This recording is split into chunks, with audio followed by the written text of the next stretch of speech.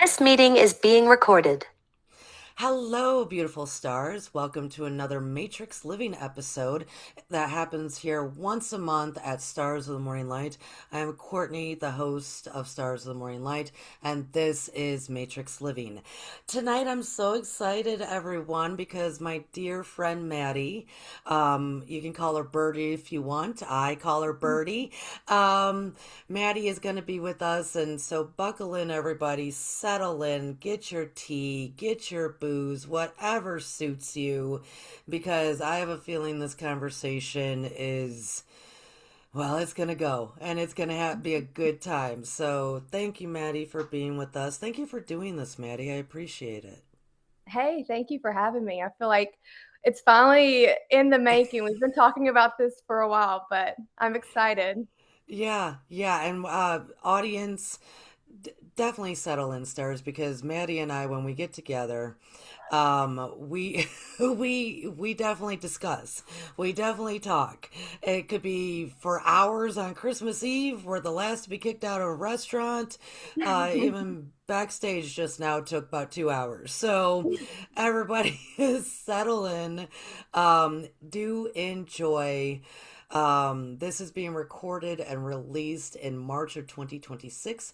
So happy spring of 2026, everyone. I hope your year of the fire horse is going well. If you are catching this later, let us know in the comments how you're doing. How are you holding up in this beautiful matrix that we are all living together in? So, Maddie, every guest that is here for these episodes, they all have to answer the first same question, and then we just roll. And that question is, can you share a time, a memory, an instance, what have you, from your life that kind of opened your eyes to, whoa, Hmm. possibly something else is happening here? Whoa, is there a matrix? Whoa, what just, can you share that instance with us, that memory that it really kind of settled in like, should I start questioning things? Will Mhm. you share that with us? Because it's always a pleasure to hear other people's stories as to when that happened. Yeah, yeah. It's kind of funny, and I'm gonna do the the not so Gemini thing because there's always multiple pieces, and it's like because we can see all of them working together, it's like I want to capture all of them. But I'll give you the first little Easter eggs when I was a child of like maybe a subconscious understanding of like, why am I so inclined to this narrative of like breaking through the system or seeing past the veil or, and I think part of that has to maybe do with our design and our calling and maybe our soul contract. Yeah, And so yeah, there's like, when you're a child, I think the veil is a little bit thinner because you're still new here. And so maybe you're still more susceptible to feel the wavelengths of like, oh, wait, what what is this system? What's going on here? yeah. And I didn't really have my awakening until I was an adult. But when I was a kid, I have like a couple of distinct memories of when I was a teenager. I was obsessed with like the dystopian type movies that were all through, like, because those were like really trending when I was a teenager, like the Hunger Games and Oh, goodness, yes, Divergent, yes. Maze Runner. And my entire life, and maybe this has to do with the environment that I grew up in, accompanied with religion, accompanied with some kind of soul mission. I don't know. But I always had this feeling of like, I'm going to rise above and break the system. I'm going to rise above and like, I'm not going to be controlled. I'm not going to, you know what I mean? Like, I'm Yeah, going to, yeah. like there's something more to this and I'm going to bring us all to it. And, No wonder I call you Birdie. you're the way. Yeah. Yeah, no wonder I call you Birdie. You're the one that you're gonna do all the chirping. We gotta get out of this, folks. Let's get Literally out of here, right? above the forest and I'm seeing what's coming and like what Yeah. the forest actually is. And I'm going back down and like, guys, you don't understand. we're in this, but we can get out, that kind of thing. And Which is and awesome, by the way. yeah.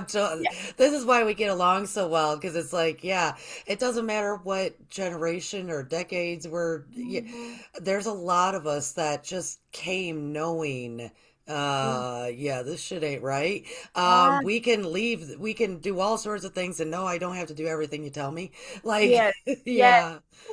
And like maybe just like a some of us come with old souls too, you Hmm. know, and we have this understanding of seeing like patterns, pattern recognition. That's that like ADHD and like that, like they call us like gifted. And I think we're all gifted, but some of us are just more inclined to recognize patterns and be like, why can't I conform to this kind of thing? And what's causing so many people to conform to this norm kind Hmm. of thing? Hmm. I remember when I was little, I was set to die for the faith.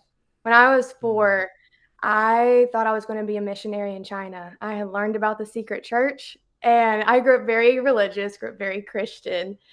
And so in this time of my life, I was like, yeah, like what better thing than to make a difference and spread love? Because I had a deep concept of a relationship with God as a young child. Yeah. Like Yeah. God was integrated into everything, and I felt him outside. I thought about him in every choice that I made. I was very like we were tight, Yeah, that kind we were of me and God, me Hey, and God. God, we were tight. Yeah, Yeah. I love it. I still love that too. I love Yeah. when I hear people say that. Yeah, you are. You are Yeah. very tight. Yeah. Yes. I just didn't know, it was like we were Right. so tight, and I through the lens of these dogmas that I had learned.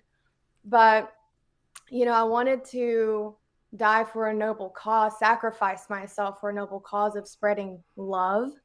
And I just thought love was external. I didn't realize it came from within. It was that Hmm. source. I kept attributing it to something outside of myself.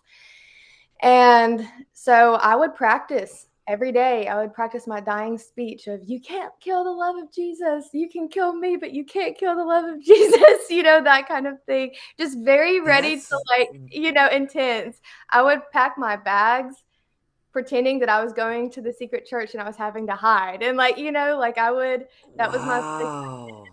so I was Okay. very like, Okay. I had this spirit ready to speak up for a greater cause and to wake people up. I just had it kind of under this illusion, maybe this construct of religion, and they told me what I was supposed to be standing up for. But I always had this nature, this design to stand up for a greater cause to help people wake up, you know? Hmm. Hmm. And so fast forward to a teenager, Maddie, where all these movies are coming out about like, yeah, there's, because I still had this evil versus good kind of mentality that religion teaches you. There's only good and only evil. And so I'm like, yeah, like society is an oppression and we have to break out of it. And there's evil agendas everywhere and we have to conquer them. But there was still that, like the main characters who are seeing past the system. And because they stepped into alignment of who they knew that they were supposed to be and the virtues that they believed, like they were able to encourage other people through their embodiment to join their alliance, not even by recruiting, but by living, Right. and other people were inspired and they woke up and then they were able to like accomplish this great awakening and Yeah. overthrow suppressing them kind of thing. Yeah. I remember seeing the commercial for Divergent, and I didn't know what the movie was about yet, but there was like one scene specifically where she's in this simulation, but she doesn't know because her body's like being manipulated in the actual world. So she's in her head seeing the simulation and she thinks that she's in it. Like it's that this is the world. And there's like dangers happening around her. Like she's drowning underwater, but then she looks around and she goes, this isn't real, taps glass in front of her and it all breaks. And she Wow. breaks herself out of the simulation. She's not supposed to be able to do that. The people experimenting on her are, they've never seen anyone be able to wake up their consciousness to realize, like, oh, this isn't real. And I can break through this and I can hijack the rules. The rules were only constructs that I believed, you know? Wow. I, So, Maddie, I've never read the books nor watched those movies. mm, Um, I remember when they became real popular, and I knew that that writer, she was younger than I, and she was kind of from she was from the area my husband was from, Oh, and she wrote that over a Christmas break, the first of college. really? And I will tell you, when I heard that, and then it's all this stuff, I was like, damn, I really got to read that. And then life just kept going. Um, so I didn't even know what, and most of my audience might not either. So Yeah. thank you for sharing at least a bit of the concept of those storylines, because for at least for my generation, it was the movie The Matrix, the first Mhm. movie, Mhm. which I think came out in what, 99. Mhm. So for me, it was like, oh, yeah, for you, this concept of breaking out of the Matrix or whatever is the Divergent and some Yeah. other. Mhm. So it's interesting too. And prior to that, it's, 1984. Prior to that, it's, Soylent Green as People and a whole bunch of other things from like the 60s, 70s. It's interesting that we have these influences that also like Mhm. tap us into, is that something? So Yeah. go ahead, because I just wanted to share that with the audience for a minute of like, Divergent is actually a series of books and movies that Mhm. were very popular, and I just missed them. Mine was more the Matrix movies, Yeah. but even prior to that. So this has actually been some kind of theme story to multiple generations now. So uh, thank you for sharing that and keep going, because I Yeah. like where you're headed with this, because I think innately with a lot of people, like you said, do we just come here with a sense of, I gotta free myself of this, or this Yeah. isn't real. Yeah. Mine was very much from the age of 3. None of this is real. Yeah. But because you're young and you can't conceptualize these things, Yeah. and the rebel in you, what I love hearing about the rebel in you so far is that it was to bring people not to just an awakening, but an awakening of love, Yeah. regardless if it was for the church as you were a kid, or to free ourselves from the system. It's still an awakening to love, and Mhm. I really am, I'm highly enjoying what I'm hearing, so please continue. I You're will in try. high school and you watch a movie and she breaks the glass, and oh man, that's never been seen before. Yeah, I mean, yes, I when my eyes, like when a cat is about to pounce and it's been like watching something and its eyes get really big, like that's how I felt. I was like, just absolutely enamored by this concept. And what's funny is I think in some ways, even mini matrices, if you will, within the matrix, because like it's like the illusion of the illusion of the illusion, so like you've got I love when you said that because I was like, that's it, that's really what it is, because it all mirrors itself in different layers. Mm-hmm. And so you've got like the 3D matrix, and then you've got societies, and you've got religions, and then you've got families, and then you've got, and so it's like all these mini matrices that also contribute. It's like a solar system, if you Mm-hmm. will. It's Yeah. organized and it's beautiful. It really is. Um, but it's intricate, and it mirrors whatever frequencies that it's aligned with, so it's like you're getting all these different versions of the same thing. So sometimes when you anyways, I can go on a rabbit trail, No, but yeah, that's you what know we're here for. We are here for not just one rabbit hole, but all the rabbits. Who knows? And there's a shit ton of rabbits in the world. So, you're just hopping around in a because little why not? Because why not?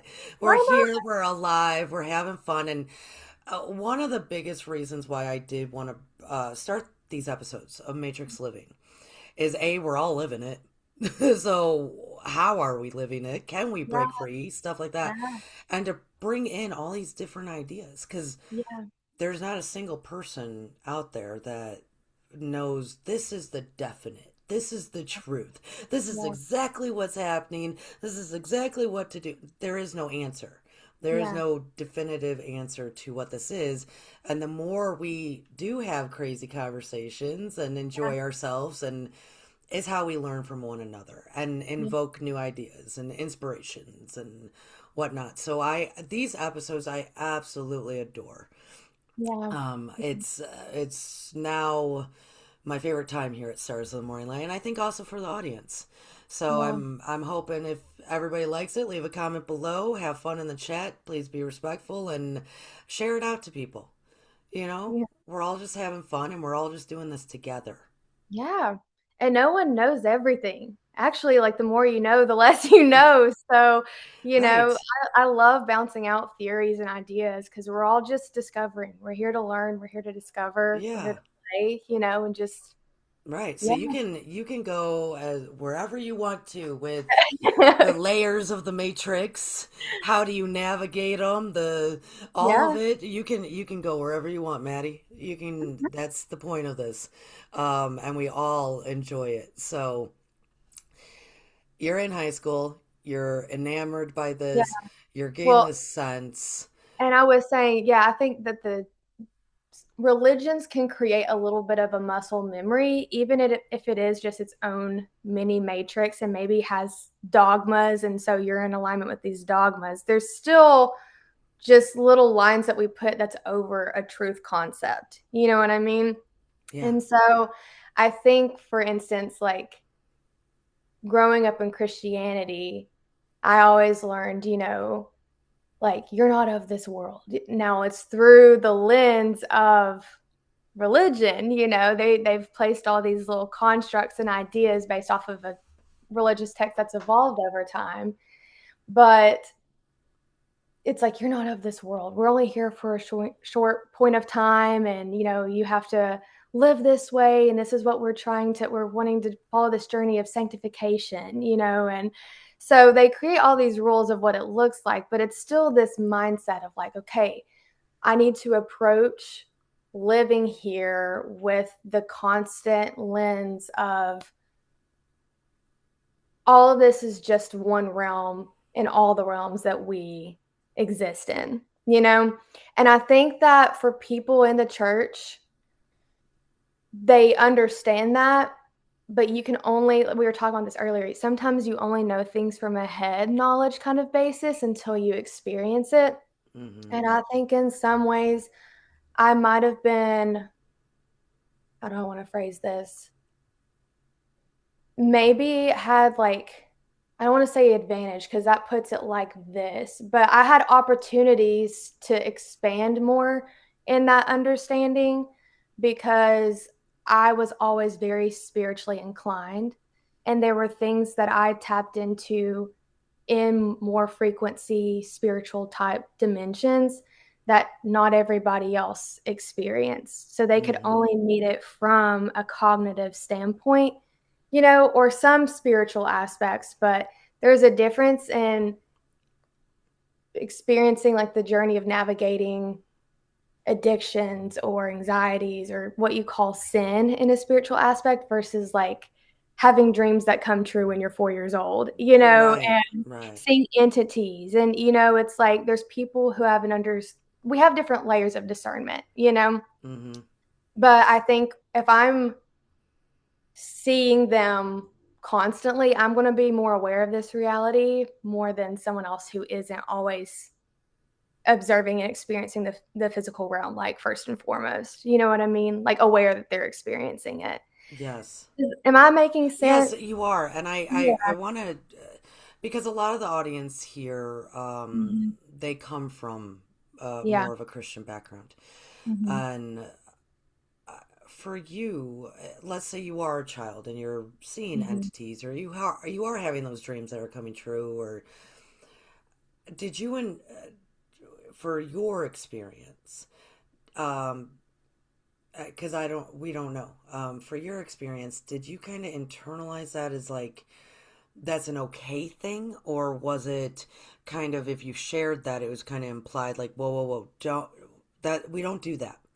We don't have gifts of that nature. We Mhm. don't talk to entities. We don't do that sort of thing. Was it kind of, was that aspect of you, was it okay to explore? or was the rebellion in you of like, even if they're telling me not to, I can't do much about this anyway, so I'm going to do it I'm kind of screw what you say. Yeah. How was that experience in your life? Because a lot of times, and like I said, the audience here at Stars of Morning Light, multiple. I cannot express to you the many of people here that come from a religious background that were gifted people Mhm. that maybe just because of the times they lived or the household they were in, that stuff got squashed down and they were told they were bad. They were told not to. So, did you have an experience like that and broke through that? Or was your experience different as in it was, if it wasn't welcomed, it at least wasn't discouraged? It was both and because I mean, as time goes on while you're growing up, your parents evolve too in their understanding sometimes. And also behaviors were not consistently rewarded or punished when it comes to things like this because sometimes I think when you're in a survival type environment, there might be days for more capacity in this area from your superior, and then on Mm-hmm. other days where they're overstimulated and they don't know how to make sense of it or control and they feel out of control, then it's just like, no, we're just going to gaslight it or we're going to put it over here. There was no like true place to put it. It was just kind of like convenience based, survival based kind of stuff. But I did grow up, even though we were very religious, we were also spiritual. Um, and there was a lot of what Christians would call spiritual warfare within our home, Okay. you know?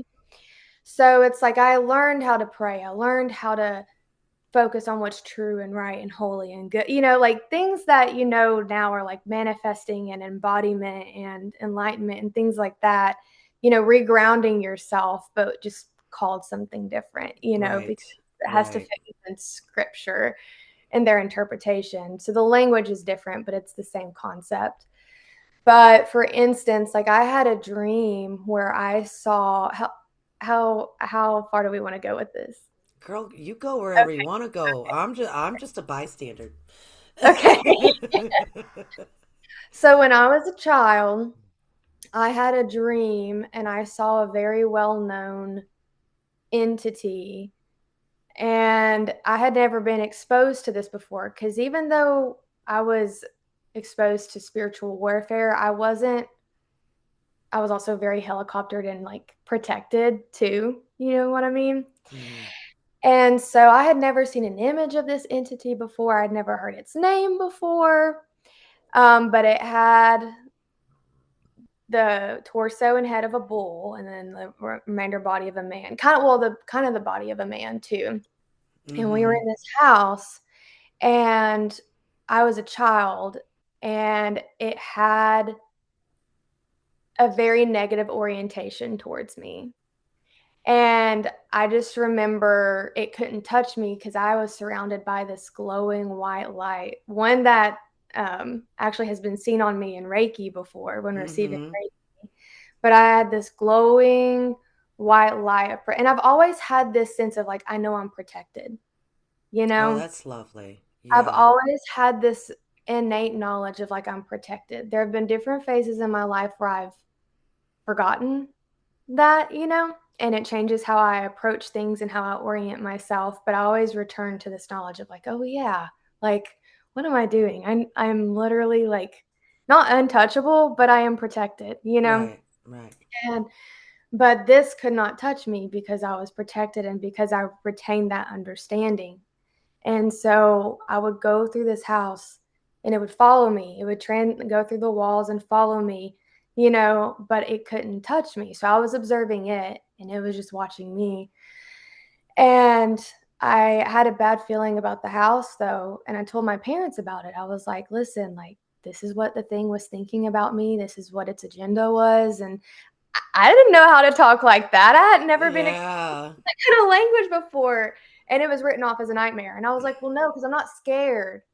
It wasn't a nightmare. I'm telling you, I saw this. And what's funny is like this specific place, I will travel back to in my sleep. I need to figure out how to get Mm. more control.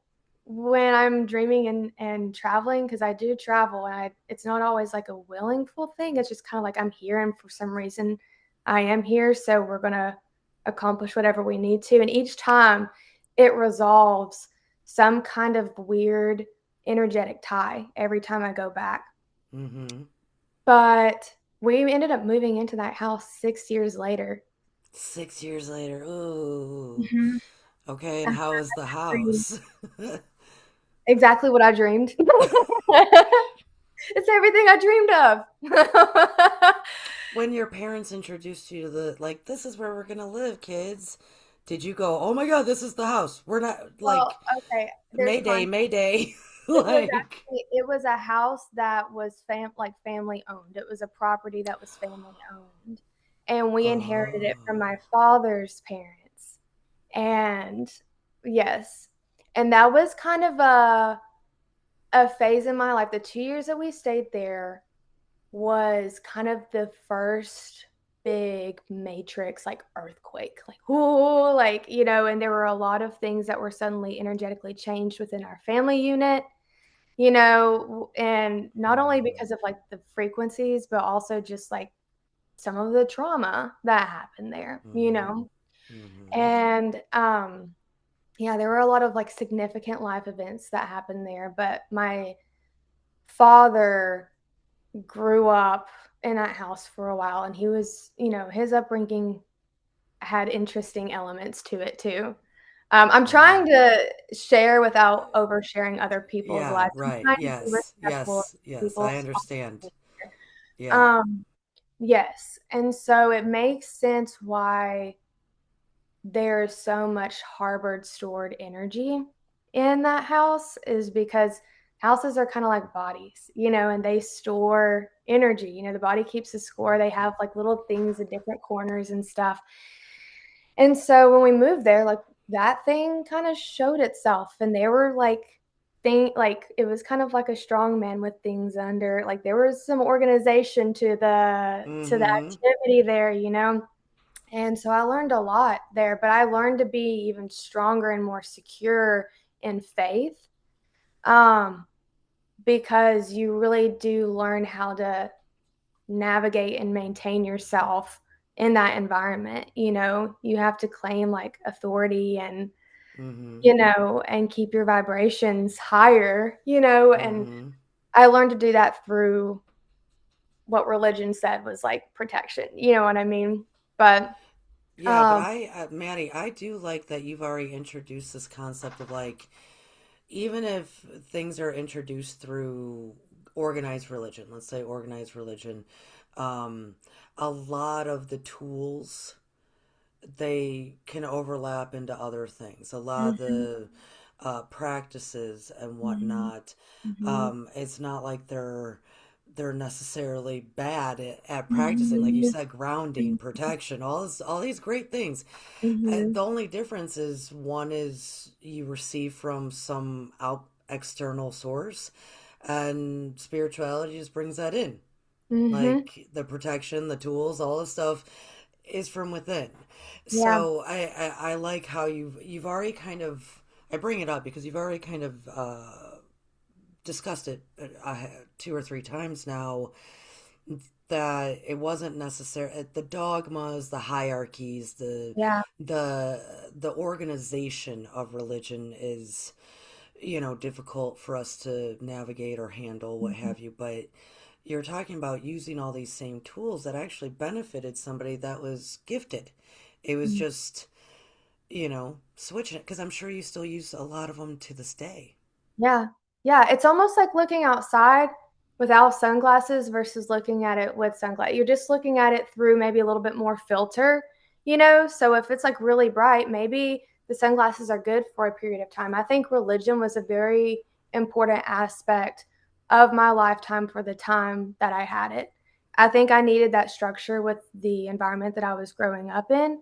And even though it was a false sense of security in some aspects, it created muscle memory for me and maybe protected me in some ways, you Yeah. know?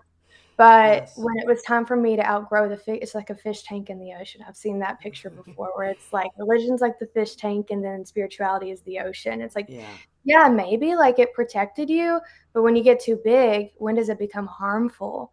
When are Mm-hmm. you squished and you can't move and that kind of thing. And Where I, it's restricting. yeah, Like, as you want to live as a limitless being, it's like, yeah, oh, I'm being restricted. Yeah. yeah, yeah. It's like the more that you start waking up and you can't really stop from getting too big, you're like Alice in Wonderland who's like scrunched up in the house and and Yeah. she eats and so, I got to that point in 2021 where I had kind of noticed a pattern in my life. I got married in 2020. What happens in 2020 stays in 2020. You know, Yeah, probably like, probably for all of us. So yeah, yes, yeah. yes. That's a is that a new saying? Is that like a new cliche catchphrase? I have Well, adopted it as a mantra. It's one of my affirmations I say in the morning. oh goodness. But And that, you were young, and you were young when you got, how old were you when you got married? I mean, I was 21 when I got Oh married. goodness gracious. I mean, it happens. There Yes, many of us wouldn't be here if it hadn't, yes. it's just for me, I released a video the other day that had that kind of topic in there. I Mm, had no sense of even thinking about marriage until I was in my mid 20s of like, oh, hmm. mm, Same with religion. mm. I did not grow up in a house with any religion. Like they said, you read them all, study them all, you decide, do whatever you want. And no structure and zero structure. That I actually went, which then made somebody that does have spiritual gifts, made it really kind of difficult. I wish I did have tools of some Mhm, kind mhm. growing up to fall back on. Yeah, yeah. And that's how I ended up having to kind of find the strength and courage within because I had to defend Mhm. myself in whatever way because I Yeah, wasn't, I had no yeah, guidance within that, right? yeah. Um, but then later in life, for about 5 years, 5, 6 years, I did go into organized religion. I went hardcore because Mhm, I needed that structure. mhm. And I needed to learn what love was, Yeah, because if you read and kind of let yourself explore love within that, at its root, it's a beautiful message, right? yeah. Um, but what's interesting is this kind of brings us back to even what you said way before at the very beginning. Um, you mentioned how when people get here, maybe because we're young, or maybe it's just ingrained in us somehow, we see things different, and it is ingrained in us to want love and experience love and have faith and have hope Mhm, and mhm, even worship in a way. There's a lot mhm, of things that are so ingrained in us that mhm. can lead to us opening our eyes because of what you're talking about right now. To fast forward of that restriction, that density, that Mhm. restriction. But wait, I know there's a thing of hope, faith, love. I Yeah, know there is, yeah, right? So it's like we come with that. It yeah. might get lost. It might not ever be explored because nobody's telling you how to explore it, or you're definitely not experiencing it. Yeah. But at some point, in so many people's stories that have been here, there is an element to that Mhm. of I always knew, I always felt it, I always this, I always maybe saw things, I always, and when the pressure cooker started to get there, I had to do something, you Yeah, know? So can you, I'm just relating to kind of, yeah. I think all of us, I mean, I've done a few of these videos now, and all of us in some way, shape, or form, there's got a little bit of synchronicity, togetherness, sharing Mhm. within like those little nuggets. Yeah. Yeah. I think that's part of the journey. We come here kind of, I mean, not everybody starts off maybe in 5D, depending on what you were born into, maybe what you experienced in the womb and stuff. But like, I think we all kind of come here with this innocent, childlike trust and love and compassion, Hmm. before we start learning, okay, this is how we survive the patterns, this is how we survive the system, and we lower and lower and lower. We're told all these messages and we start internalizing, and um, we don't have quite the tools to even know, okay, I can throw this out and I can keep this. It's like, especially if you grow up in an environment where you're punished a lot, you Mm. know, you don't know Hmm. that you have the option to choose because you have to submit, Yeah. you have to obey. And for me, I was constantly told in the church, obedience is love, obedience is love. And I love love, so I obey. And so like Oh, I didn't, right. so I was the child who was like surviving, but ultimately had to make love the forefront, but had to like foresee things because sometimes loving means helping guide people, but you can't let them know that you're guiding them because then it hurts their feelings that you think you know more, and that's pride. They're going to tell you that's pride. So now you're like figuring out how to humbly steer them towards the right thing because they don't see the bigger picture that you see. And, Oh you know, my goodness, so many self-regulations and rules, oh, which is yes, also ego and pride. Oh yes, my yes. God. So it's like trying to help us all reach this harmony and equilibrium, but helping you discover it for yourself so that I'm teaching you how to fish, not just giving you the fish kind of thing, but Hmm. then also not trying to make it seem like I think I know more. It's just, I don't know how to explain it. I just see the energies in the room. I dissociate. You think I'm zoned out and I just can't get enough sleep. I'm actually zoning out and watching every energy in the room somehow and realizing there's holes over here in this aura. There's, you know, Hmm. so I'm Hmm. like, how do we get this? When I watch enough patterns, I can figure out, okay, we need to go this way. But I don't know how to articulate that when I'm 5 years old, you know? Right, right. Instead, it looks like letting my parents blow up and then riding in the car with my mom while she learns, while she's having a hard time. And I'm going to help her regulate by figuring out, does she need talking or does she need quiet? Hmm. You know, does she need me to Hmm. sing and distraction? Does she need, me to talk about God and Jesus because she cares so much about God and Jesus and He's the way? Like, Hmm. what does Hmm. she need? So there was a lot of like learning how to figure out my needs and then figuring out what other people's needs were that were immediate and then long term. And I think that's where that Gemini like compartmentalization, observing, learning, intellectualizing Hmm. started really coming in handy, but it also became a crutch because I started compartmentalizing my emotions. Because I'm a Hmm. Gemini stellium, I'm a Gemini Sun, Mercury, and Mars. So Wait, what? What did you I'm a, just say?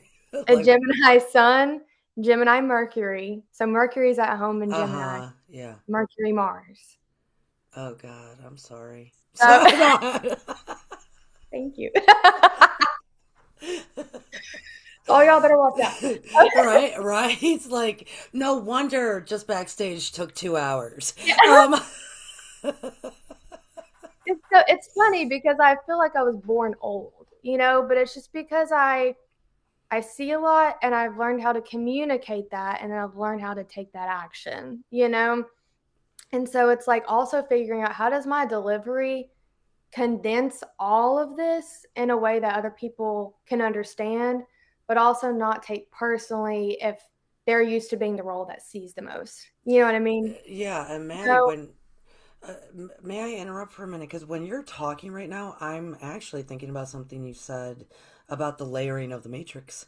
mhm, Because you brought us into compartmentalizing your emotions, everybody's mhm, emotions, mhm, navigating, how do I do mhm. this? I have a feeling you also were doing that in every compartment layer of that quote unquote possible matrix that were did you have a sense of that? Like Yeah. I'm not just doing this with like my parents. I'm doing this with the teachers, the kids, the this, the grocery store. Like I'm doing this everywhere of trying to see and observe because that is a pattern of survival, by the way. And Mhm. we're all surviving third dimensional living Yeah. density, right? Yeah. like I'm observing to see how to navigate through all these different Mhm. layers, aspects, waters, what have you. Do you Mhm. feel like that was also happening with, and then, like you said, you bring it then back onto yourself, all the Yes. layers that are within one individual. Do you Yes. feel like you were doing that? Oh, absolutely. I mean, I was always my version of love was abandoning myself and my needs, literally Mm, constructing myself so perfectly that I was able to go on autopilot because I knew how to ebb and flow with my factors because I had fine-tuned my system so well. And so I could constantly serve the environment around me mm-hmm. and help others and help them see through maybe their own illusions. Because I love like the mantras of Reiki because those are things that I always already knew and understood. But I think being able to say them and repeat them out loud is like, it's It's a whole different funny. layer of embodiment, you It's know? But funny you say that because I plan on just recently. I was like, I need to do a very deep, or I need to do a video, mhm. um, just on the Reiki precepts for everybody. Because Mm, just to have it needed, like yeah, this is what we can use. yeah, This is a tool, and so I actually plan on hopefully releasing that in March as well. yeah, Um, yes, because we all need that sort of thing. yeah. It reminds me of like, it's almost like I wasn't fully aware of the mirror, like if the universe and the matrix is a mirror, right? Hmm. It's like if you grow up and all you've known is looking into the mirror, you think that like, okay, if I need to take my makeup off, I'm going to be reaching out here because you're seeing you, but through this, you're seeing this person, and so you're used to reaching out to this mirror. You don't realize that this is actually the Hmm. real you, and you need to be wiping right here to see what you want out there. And I think sometimes the Matrix does a good job at convincing us, like, we need to be grasping out here. Everything you're seeing here in front of you is because you're kind of the audience, but you don't realize that you're also on stage, you know? Hmm. Hmm. And so to me, I feel like my awakening was kind of like a realization of like, oh, wait, I'm trying to control something. How do I relinquish control? But then by relinquishing control out here and just dealing with this, I actually am controlling what's happening out there. But that's because I'm no longer grasping. I'm not fear based. I'm not trying to look and, Hmm. outsource. I'm just loving myself here. I'm Hmm. doing skincare here. I'm returning to me. Right, And right. then this matches because it's a reflection, but it's just make it energy, not like Hmm. a visual thing. It's energy, right? Hmm. And so, but what's funny about it is like intention matters too. That's where like the matrix mirror is a little bit different, is that you can do all the motions, right? That's religion. But if the intention behind it is lacking, then Hmm. it's going to mirror the intention. It's not going to mirror Or all. or not pure, not actually Yeah. pure. I Yeah. I teach that a lot in my curriculums, different curriculums of people oftentimes they don't know what their true intentions are. Yeah. Like because we like to, the mind likes to lie to us. The mind like Mhm. we like to mask our true intentions. Sure. Like our true intentions might be that, yeah, I want to harm this person, or I want to have them grovel at my knees because it's an ego thing, but we're going to mask it with something else. Yes. And this is not to pick on anybody, but as far as humans go, intentions are tricky because the Mhm. mind lies so much.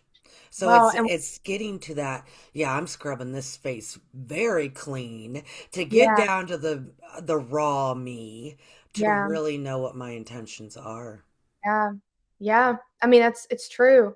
And it's funny because there's layers to your intentions too. Because at Hmm. first you might be like, well, I just want to clean my face. Well, why do you want to clean your face? Is it because you're trying to love your body and give it a break?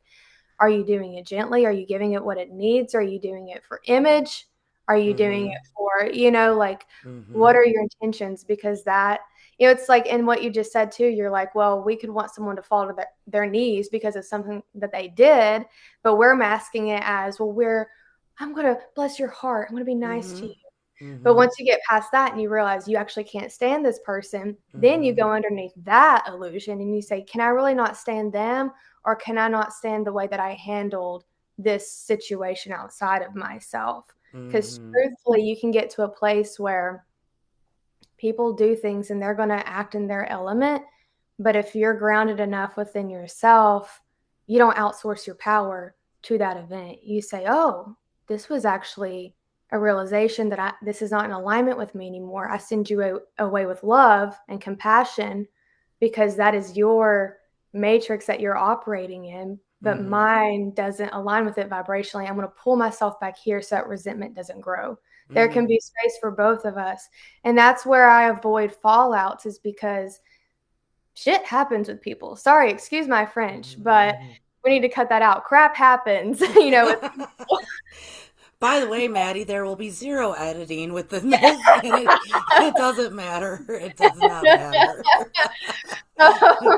But crap happens with people, and sometimes our frequencies are not in harmony. There's some dissonance there, and Maddie, you know, just the other night, going back and forth with somebody that I was like, I don't even talk to this person. Like, they haven't been in my sphere, my bubble, my personal matrix, and God knows how long.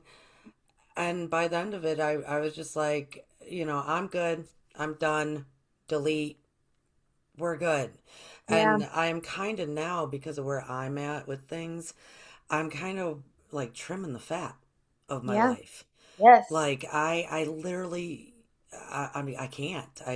hmm, And I wish that person well. I hope their sphere is doing great, and it wasn't anything like ill towards yeah, that person. It was just I'm in one place, they're in a very different place, and I trim the fat.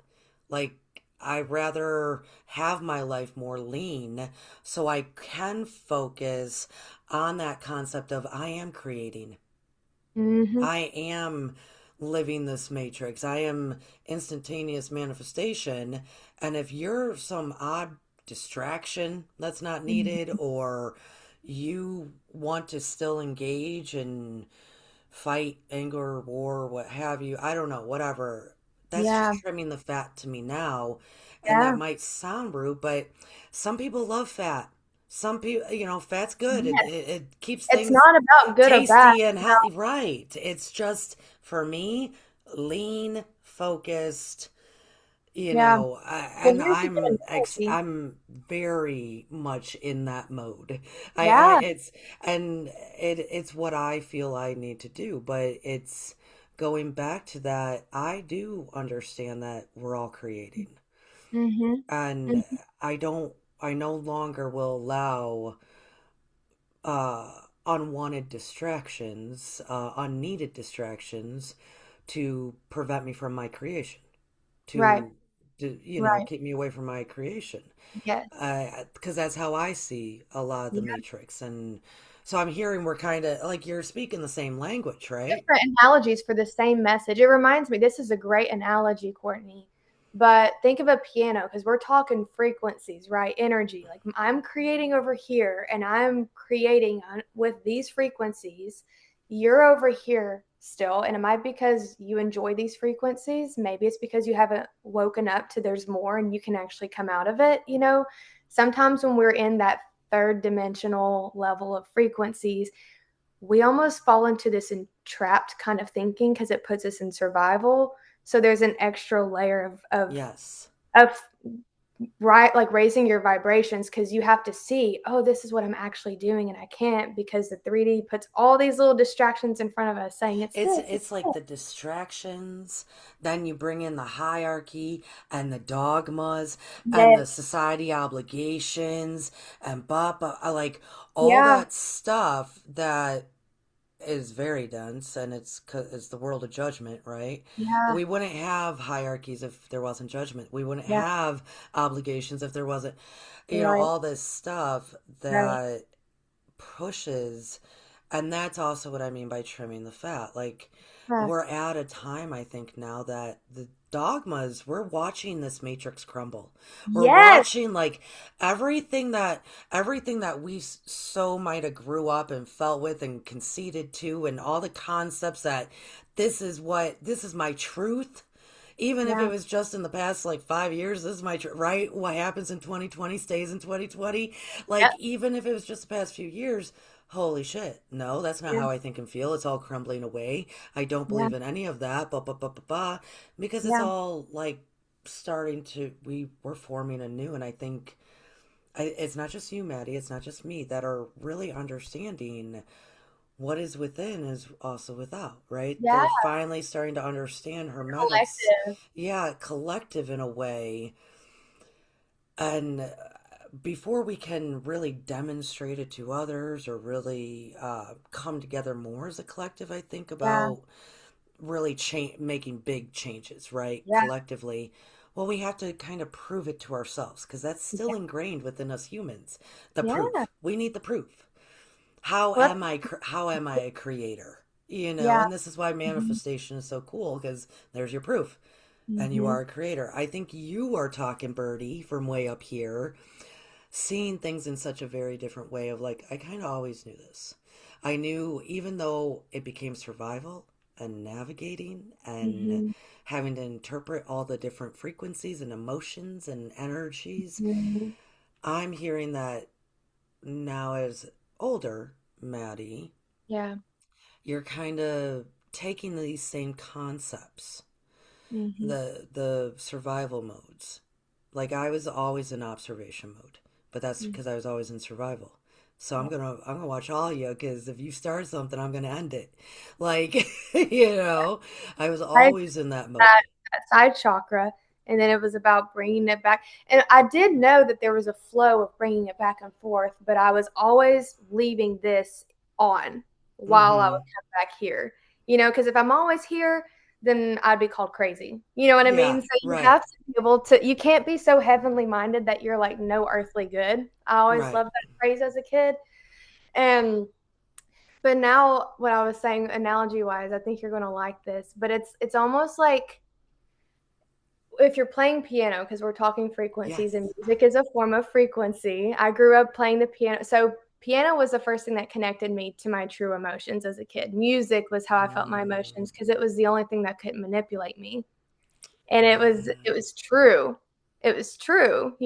So I learned played piano by ear, started songwriting. And it was like my safe space to sing what I felt and sing what I saw.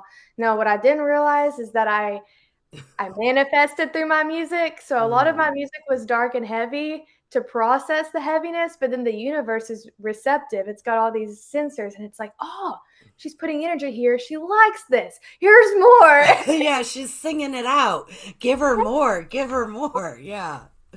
Yeah, and so like I'm sitting here trying to process because I'm like, hey, if I get it out, and then the universe is like, oh, mom, output, output, and so I had to learn. So then I switched from the piano to the ukulele because Yes. the ukulele gives me beach vibes, and the beach is where I always reset, and it makes me feel. And I can take the ukulele anywhere with me. Yeah. I can bring it in my car at a red light. I'm like, like Right. good vibes everywhere. But if you're playing the piano, you can have a C, D, and E chord, and they're all beautiful in their own way, and they harmonize with other keys very beautifully. Mm-hmm. They're important, and they're all equal on the piano, and they're actually all right next to each other. Like one, two, three. They're neighbors. So Mm-hmm. they're exactly where they're supposed to be. But are they supposed to be played at the same time? No. there's a lot of there's a lot of dissonance there going on. Yes.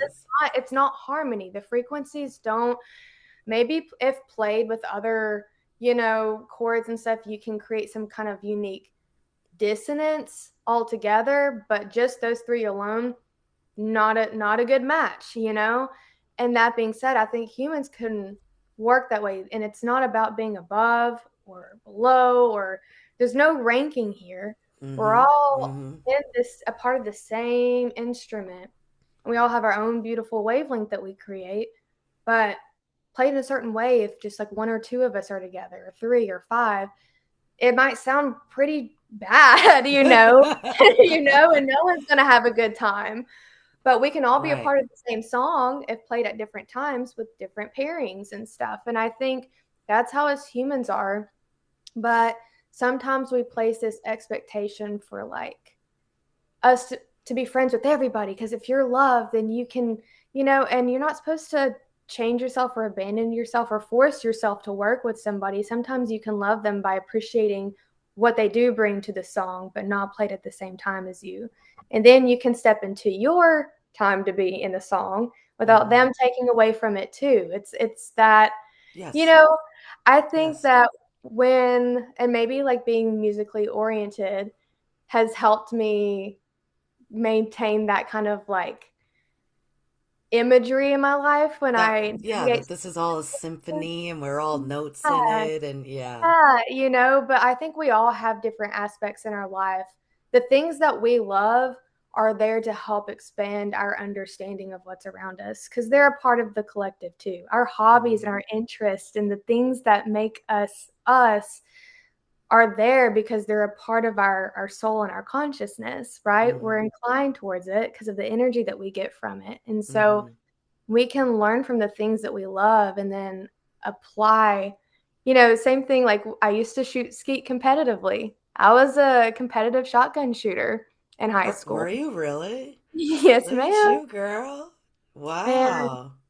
And I had a coach that, you know, a lot of ski is like a mental game, you know, like it's not just about the coordination, but it's about not getting in your head because there's different factors that go on. You know, you've got wind, you've got people talking sometimes, you know, and or sometimes you're just jittery, you know, or out of focus that day. But there were a lot of lessons I learned out on the course, life lessons of when you miss something, take a second to absorb the environment around you, reset, and then focus on the next one.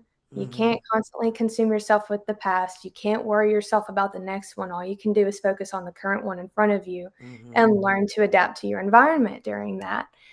And and like when you're aiming with the gun, be one with the gun. It's one swift movement. So you're learning to not lose yourself in it, but align yourself with what's around you, you know, to be Mm-hmm. more focused and more in tune with what you're accomplishing.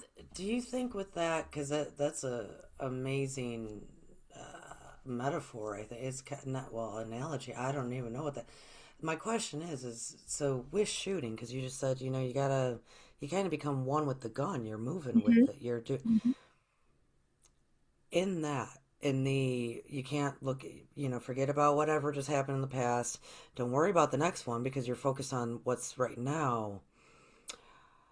Question: are you focused on all the details from the wind to the sound to your target, or are you focused on the outcome?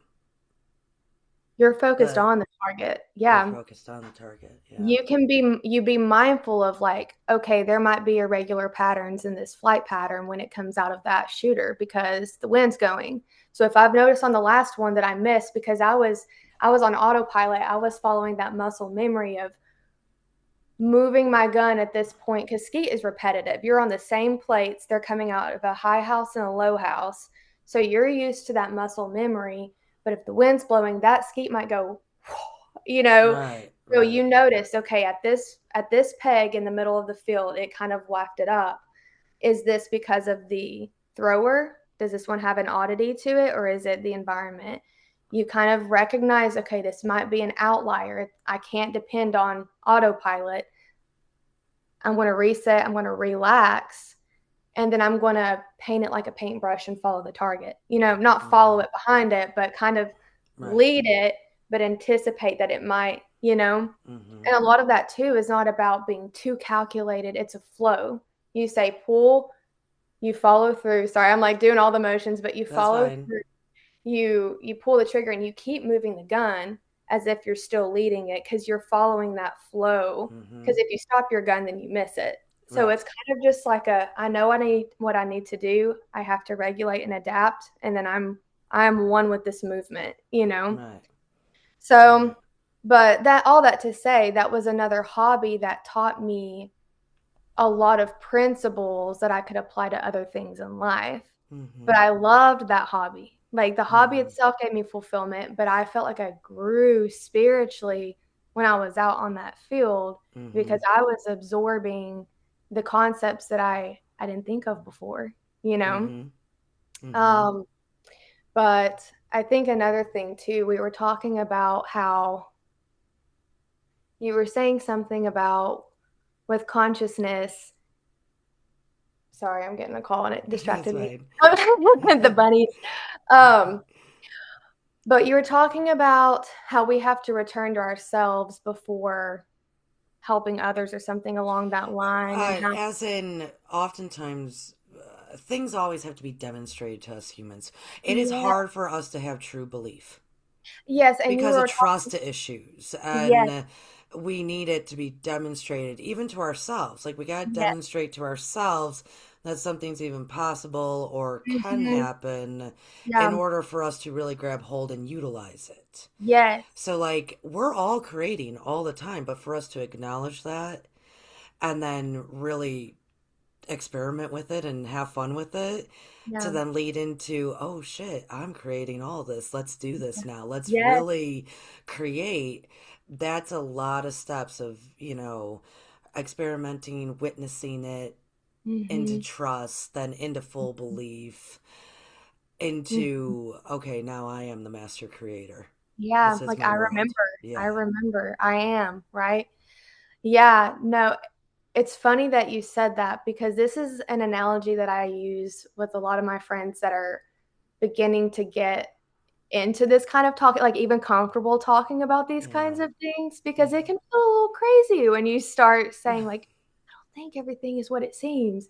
There, at first you're like, oh God, I'm so bad. And then, and then everybody else who's been on this journey is like, come along, Right. It's okay. It's okay. Yeah. Yeah. Yeah. Um, but the Matrix, that it's beautiful in the way that it keeps us, in this place of like, well, I can't, I can't go out here. I can't go, you know what I mean? Like it wants you here to itself so bad that when you disrupt something, it ripples back and mirrors that disruption, and then you're like, "What's happening?" But I think that's the beautiful part of awakening too, is that you realize reality can restart over and over and over again, and it can burn down and grow into something more beautiful each time. Yeah, it's you can cut the fat away, you can simmer it down, you can refine Yes, yes, everything. transmuting. You can, Yeah. yeah, you can restart, hit the restart button anytime during any moment of the day.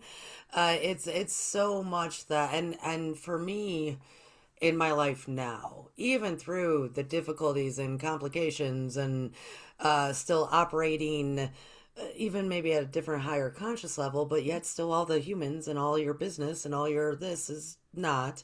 It's at Yeah. a, third dimensional, so they're full of fear, they're full of judgment, they're full of distrust. Um, for me, I'm definitely at a place that it's like, thank you. Yeah. You know, how fun of all the experiences are. We've talked about love a lot in this. Love is for that learning, as my teacher has been talking about a few months now. Love is for that learning. Love Mhm. is for that remembrance of self. Love Yeah. is for that seed of creation. I mean, Yeah. there's not a single thing in any of this matrix system that there's not the seed of love in it. That Yeah. is what creation is, right? Yeah. So, I mean, it may look different and form different and be presented different, but there's that seed is Yeah. love.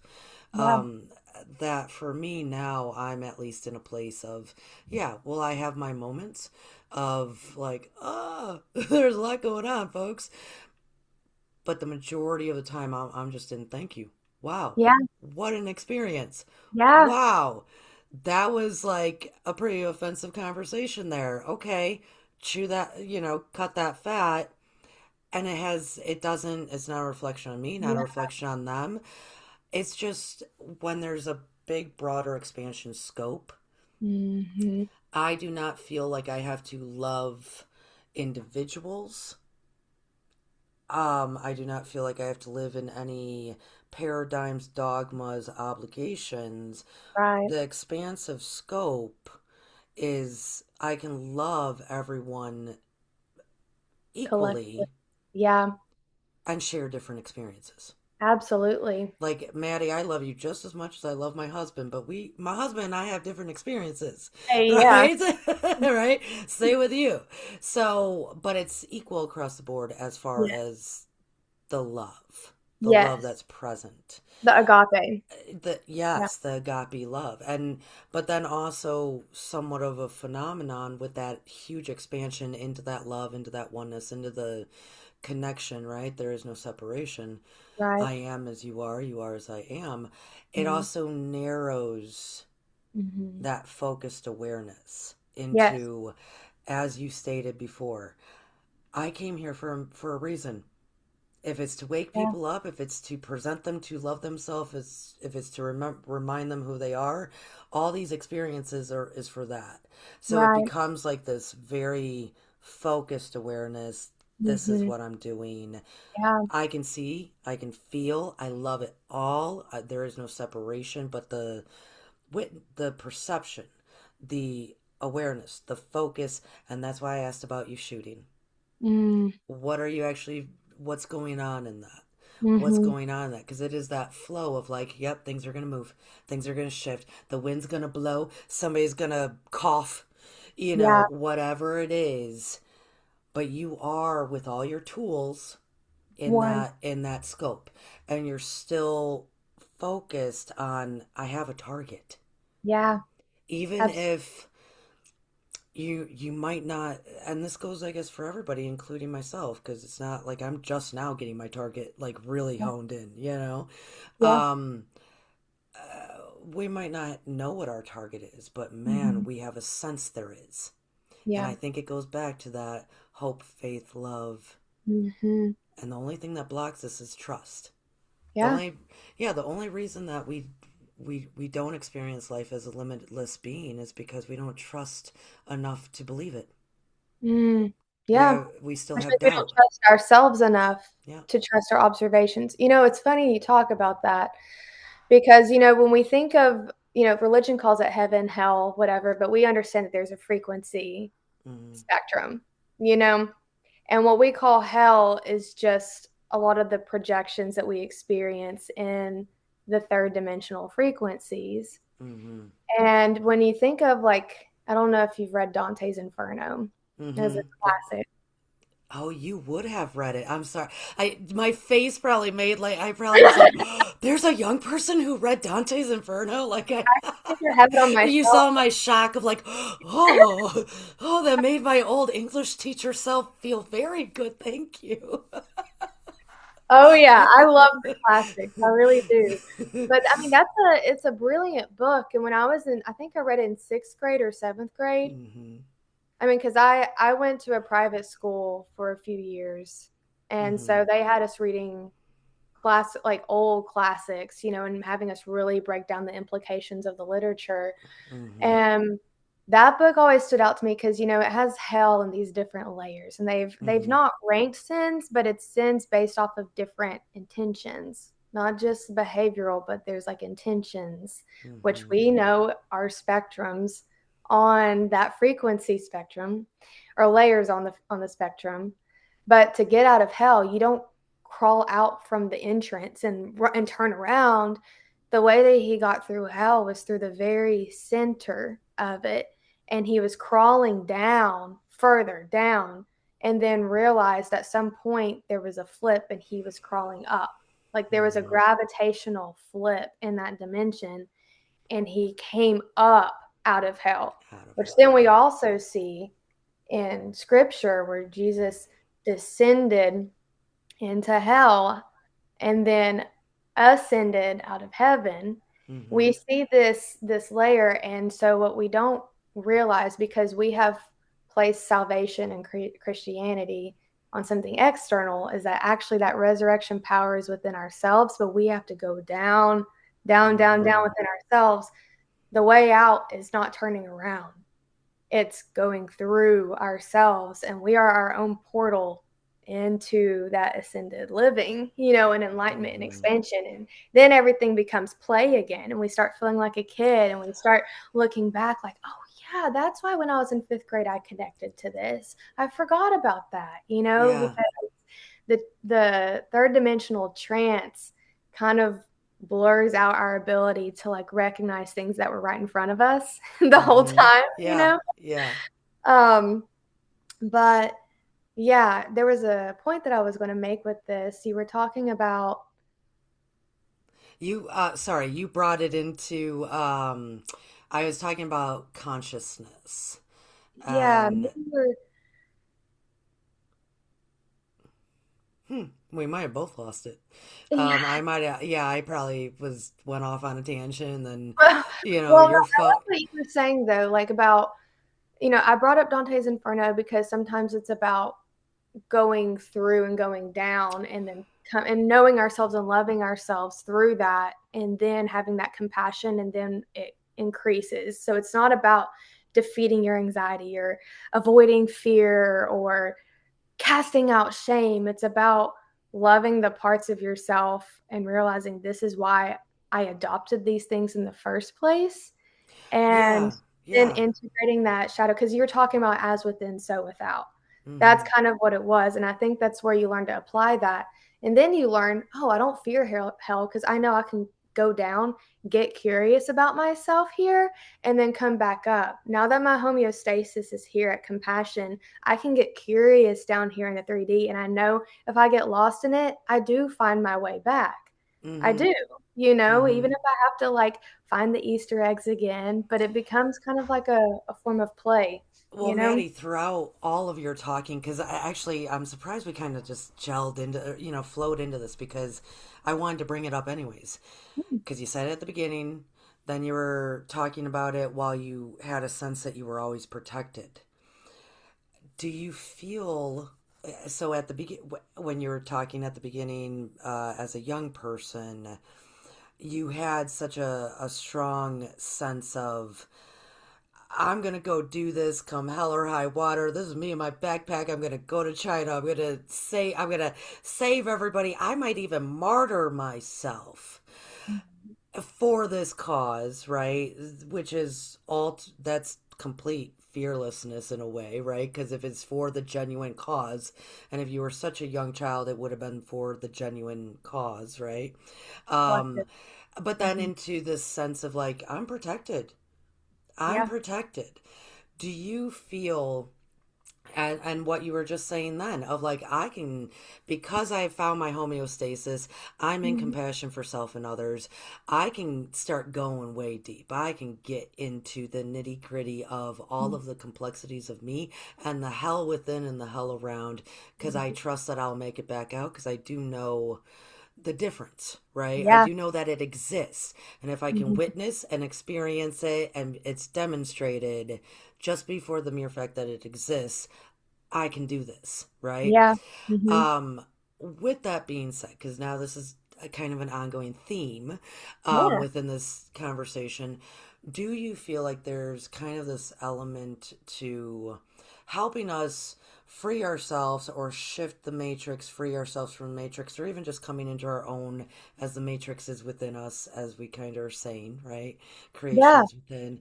Do you feel like it does need somewhat of an element of fearlessness or courage or enough willingness to kind of, it's the fears, it's the doubts that might stop us from doing so, Yeah. prevent Yeah. us from really going, do Dante's Inferno. Yeah, please. Yeah. Like what would stop the average Joe on the street would probably be fear of the Mhm. unknown, fear of anything. Or So do you, guilt. yeah, or right. Do you feel like there needs to be somewhat of an ounce of freedom from fear or what have you to kind of start that process, or do you start the process first and realize I can keep going? Like, how would that process look, do you think, for Yeah. someone to kind of maybe start moving that way? That's a good question. Um, that's a really good question, Courtney. And I'll tell you this because this is what my journey looked like. It's going to be different for everybody, but I'll kind of paint the timeline and what I've observed were the major shifts for me to kind of find that. And then it might look different for everybody else because we embody it differently. Yeah, yeah. So I think that I was born with this type of fearlessness, and it was reinforced as I found something very fulfilling about rising to the cause. So I honored that identity part of me. Some of that might have been survival and ego, right? The Mm-hmm. martyr complex, the savior complex that sometimes happens with being a young Christian girl growing up in the South. Mm-hmm. Like always serve others, always abandon Mm-hmm. yourself, forgive, be the bigger person. So there was something about these roles that I found a false security in. So there was like a relief. If I follow these rules, I'm good. Mm-hmm. And I know that God, like I am truly embodying the best version of myself I can be. But then there was also this understanding of like, I just like being fearless. I like the freedom that comes with knowing that no matter what's going on around me, I can trust that there is something bigger being orchestrated and that even these little small bumps are a part of the way. I was always very observant in learning Bible stories growing up. So when I heard things like Joseph and all the things that he went through and how in the end he was able to rise to his calling, and then his family was even brought to him and they didn't even recognize him because he was excelling and so successful in his embodiment. They didn't even recognize him. Yeah. His brothers, the ones that betrayed him. And then he had an advantage point to avenge himself, but then he sent them away with food, not Yeah. even being like, by the way, this is me. Like he sent Right. them away and then had them come back. And I just always honed in on things like that of like, yeah, bigger picture things always work out. And if they don't, then there's a greater cause because it's that like sacrificial type thinking, you know? And I think I didn't really quite learn, maybe I lost the balance at one point in what sacrifice for the greater cause is versus constant self abandonment for regulation. I think that eventually, as I got older, the two started intertwining because of certain life events that happened and me thinking I needed to do better at Mm-hmm. putting away my ego, put away ego, that I didn't realize it was actually ego making these calls. Like Yeah. it's Yeah. ego protecting itself by refusing to ever think about itself. Like, Mm-hmm. oh, I'll have some kind of divine. It's almost the biggest ego of them all, isn't it? It's That yeah, martyr it's like aspect. Yeah. it's bargaining with the divine, Yes. Yeah. by It's, constantly abandoning yourself. Yeah, that's yeah. right. That's how tricky the mind can be. It How really much it is. can lie to us. I mean, oh my goodness. Yeah. But I will say, like, there were these concepts of me always loving to stand up for the greater good, standing up to bullies, standing up to, I'm the bully to bullies kind of thing. But ultimately, I'll never crush them for the point of making them feel small, but I'll help them see themselves so that they can know that there's more kind of thing. And um, so then I become an adult, and it's kind of funny because my weird timeline of when I start noticing the matrix starting to kind of challenge itself, or I was challenging it but not knowing. It's all between two eclipses, two solar eclipses. So like 2017, we had that big major solar Mm-hmm. eclipse that crossed over my area in Tennessee, and then we had the Mm-hmm. other one in 2024 that crossed the other way. Mm-hmm. It's really funny because my life really did this perfect arc moment, in Mm-hmm. 2021 was that, okay, I'm at the base of hell in Dante's Inferno kind of moment. And Yeah. it's like, I almost died. I almost died, Courtney. And my matrix broke every false security, every dogma that I built my center around that I loved. I loved it. I nurtured it, but it needed to break so that I could remember this fearlessness without needing all these external rules to enforce that. You know what I mean? At some Mm-hmm. point, my self abandonment started bleeding into my nature. And I lost myself and I was constantly consumed in the mirror. How do I help this environment? I thought I was contributing from a place of wholeness, but there was so much guilt and fear and hurt and wound negligence and self abandonment that was at the root of everything. And I Mm. was just on repeat. The Matrix had found the system that I loved, and it was just Hmm. repeating it back to me over and over in church, friendship. Did that system there that was on repeat, did it give you validation? Is that part of It the felt like repeat? yeah. There was and it wasn't always validation, it was almost like, I know that I'm set to solve whatever this life lesson is, and I'm gonna keep repeating it until I solve it, so it became that ADHD Obsession. hyperfixation. Yeah. Hmm. Yep, and I thought I always was looking for the right things, and the right things would present themselves. It was like wolves in sheep's clothing, just kept recurring, Hmm. and so I'm like, "Okay, like, I'm doing good." And then, like, the skin would come off. It'd be like, "Ha, I got you again," that kind of thing. I was Right. Yeah. like, "Oh, not again." Right. And there was so much of me that was willing to entertain people that met me at my insight, but not my worth. And that's because owning my worth, I was taught was pride. Having standards for Right. people was pride. And a lot of that had to do with a lot of reinforcement that was done in my late adolescence and early like adulthood. Hmm. And I think the people that were enforcing those messages were just in a really bad place themselves because of life events that we had been through. Hmm.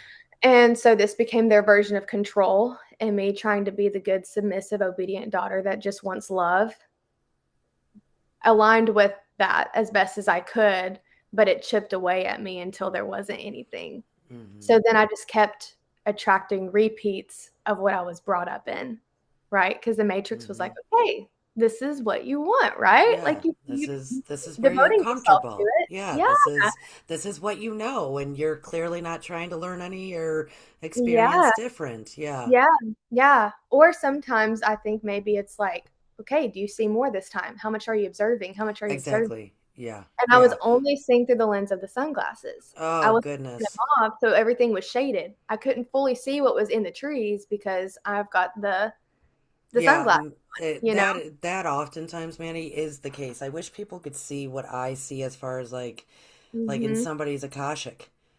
I Yeah. it's like that's why I use the term theme all the time because oh my goodness, yes, you've been doing the same thing over and over and over and over again. It might look different, it might be experienced different, but it's the root of it, the core of it is literally the same flippant thing. And Yeah. it could be with the same characters even, same soul contract. Yes. You're doing the same thing over and over again, and it is based on what you just said, the whole okay, we're gonna do this again. We're gonna change it up some. We're gonna make it a little spicy over here, a little bit this over here, a little bit Yeah. just to jog some kind of memory within you that you've been doing this, the same damn thing, over and over And and over again. What is going to be that weird, like, soda can on the shelf in this scene of your life that triggers, have I done this before? Like, it's always the same shit. So for literally. me, as a reader, as somebody that can see all this, and know all this and know that this is what's happening, I it's like it's hard for me to just continuously emphasize we've done it all before. Mhm. Every little human experience, you've done it. Start noticing and just make some big changes. Make Yeah. some big moves, man. Make some Wake it big up. shifts and choices Yeah. like And to sometimes it's change hard it to up.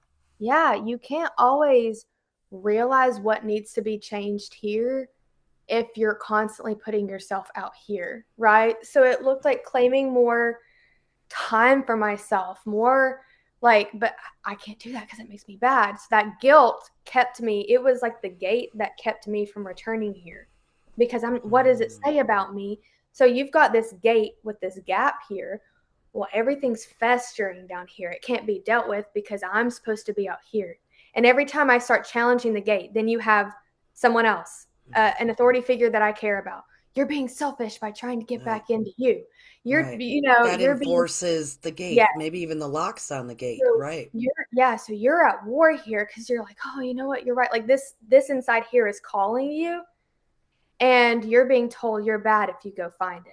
Mm-hmm. And so you're at war. So I was in this tug of war constantly, and while I'm out here, I'm getting arrow after arrow after arrow shot because I'm getting, was my pattern, is I was getting people who were like, oh my gosh, you have so many arrows in your back, let me help you, I know, like, you truly deserve somebody to come along and just be kind to you, arrow. Arrow. That kind of thing. It's like I could tell a wolf in sheep's clothing. I couldn't tell a wolf in sheepdog's clothing, Right, a really good marksman. Yeah, right. I right? mean, there's a lot of people that was somebody, because I know you, Maddie, and so your Mhm, personality, your energy, if mhm. I was a really good marksman and you were my target, oh my gosh. Yeah, I mean, You yeah, would have to be very intricate to get me. yes. So when they got me, they got me, They you know? got you, and it Mhm, would be such a good prize. You know what I mhm, mean? It would be such a good prize that I'd roll out all, and not me, beloveds mhm. out there listening, but I know the mentality of that because that was my first 20 something years of life. Of yeah, you're all targets. I know I'm gonna choose if I want to or not. Yeah. Um, uh, thank goodness 20 years ago I changed greatly. Um, so with you, because I know who you are and now I hold you up and love you and appreciate you. It's quality time and all great stuff. I get to hang out with Birdie all day. Um, because of that, you would have been such a target to, yeah, not just arrows, but it's like I'm gonna work this one. I'm gonna Mhm. track this one for a long time. Right. I'm gonna spend quality time with this one for a long Yeah. time Mhm. because the prize was so precious. The Yes. The prize was standards so were worth good. Yeah. navigating and mimicking and I think that they also enjoyed the mimic game. So that made it easier for them to play the long run because the reward, not to be like, but the reward plus they get something out of Mm-hmm. Because such everything else is winning very such a hard game. game. Yep. Yes. Yep. It's that Everything. Yep. narcissistic parasitic Mm-hmm. energy. Mm-hmm. Some of it may be spiritual, but I'm going to call it energy. It is. Yeah. And that was when the epidemic of narcissism first started being even talked about before it Mm-hmm. became pop psychology, all these terms being thrown around everywhere, like Mm-hmm. everyone's a narcissist. It was like this was first being discovered, that there's kind of a spectrum of narcissism in everybody because it's ego, but then there's actual narcissists. Right.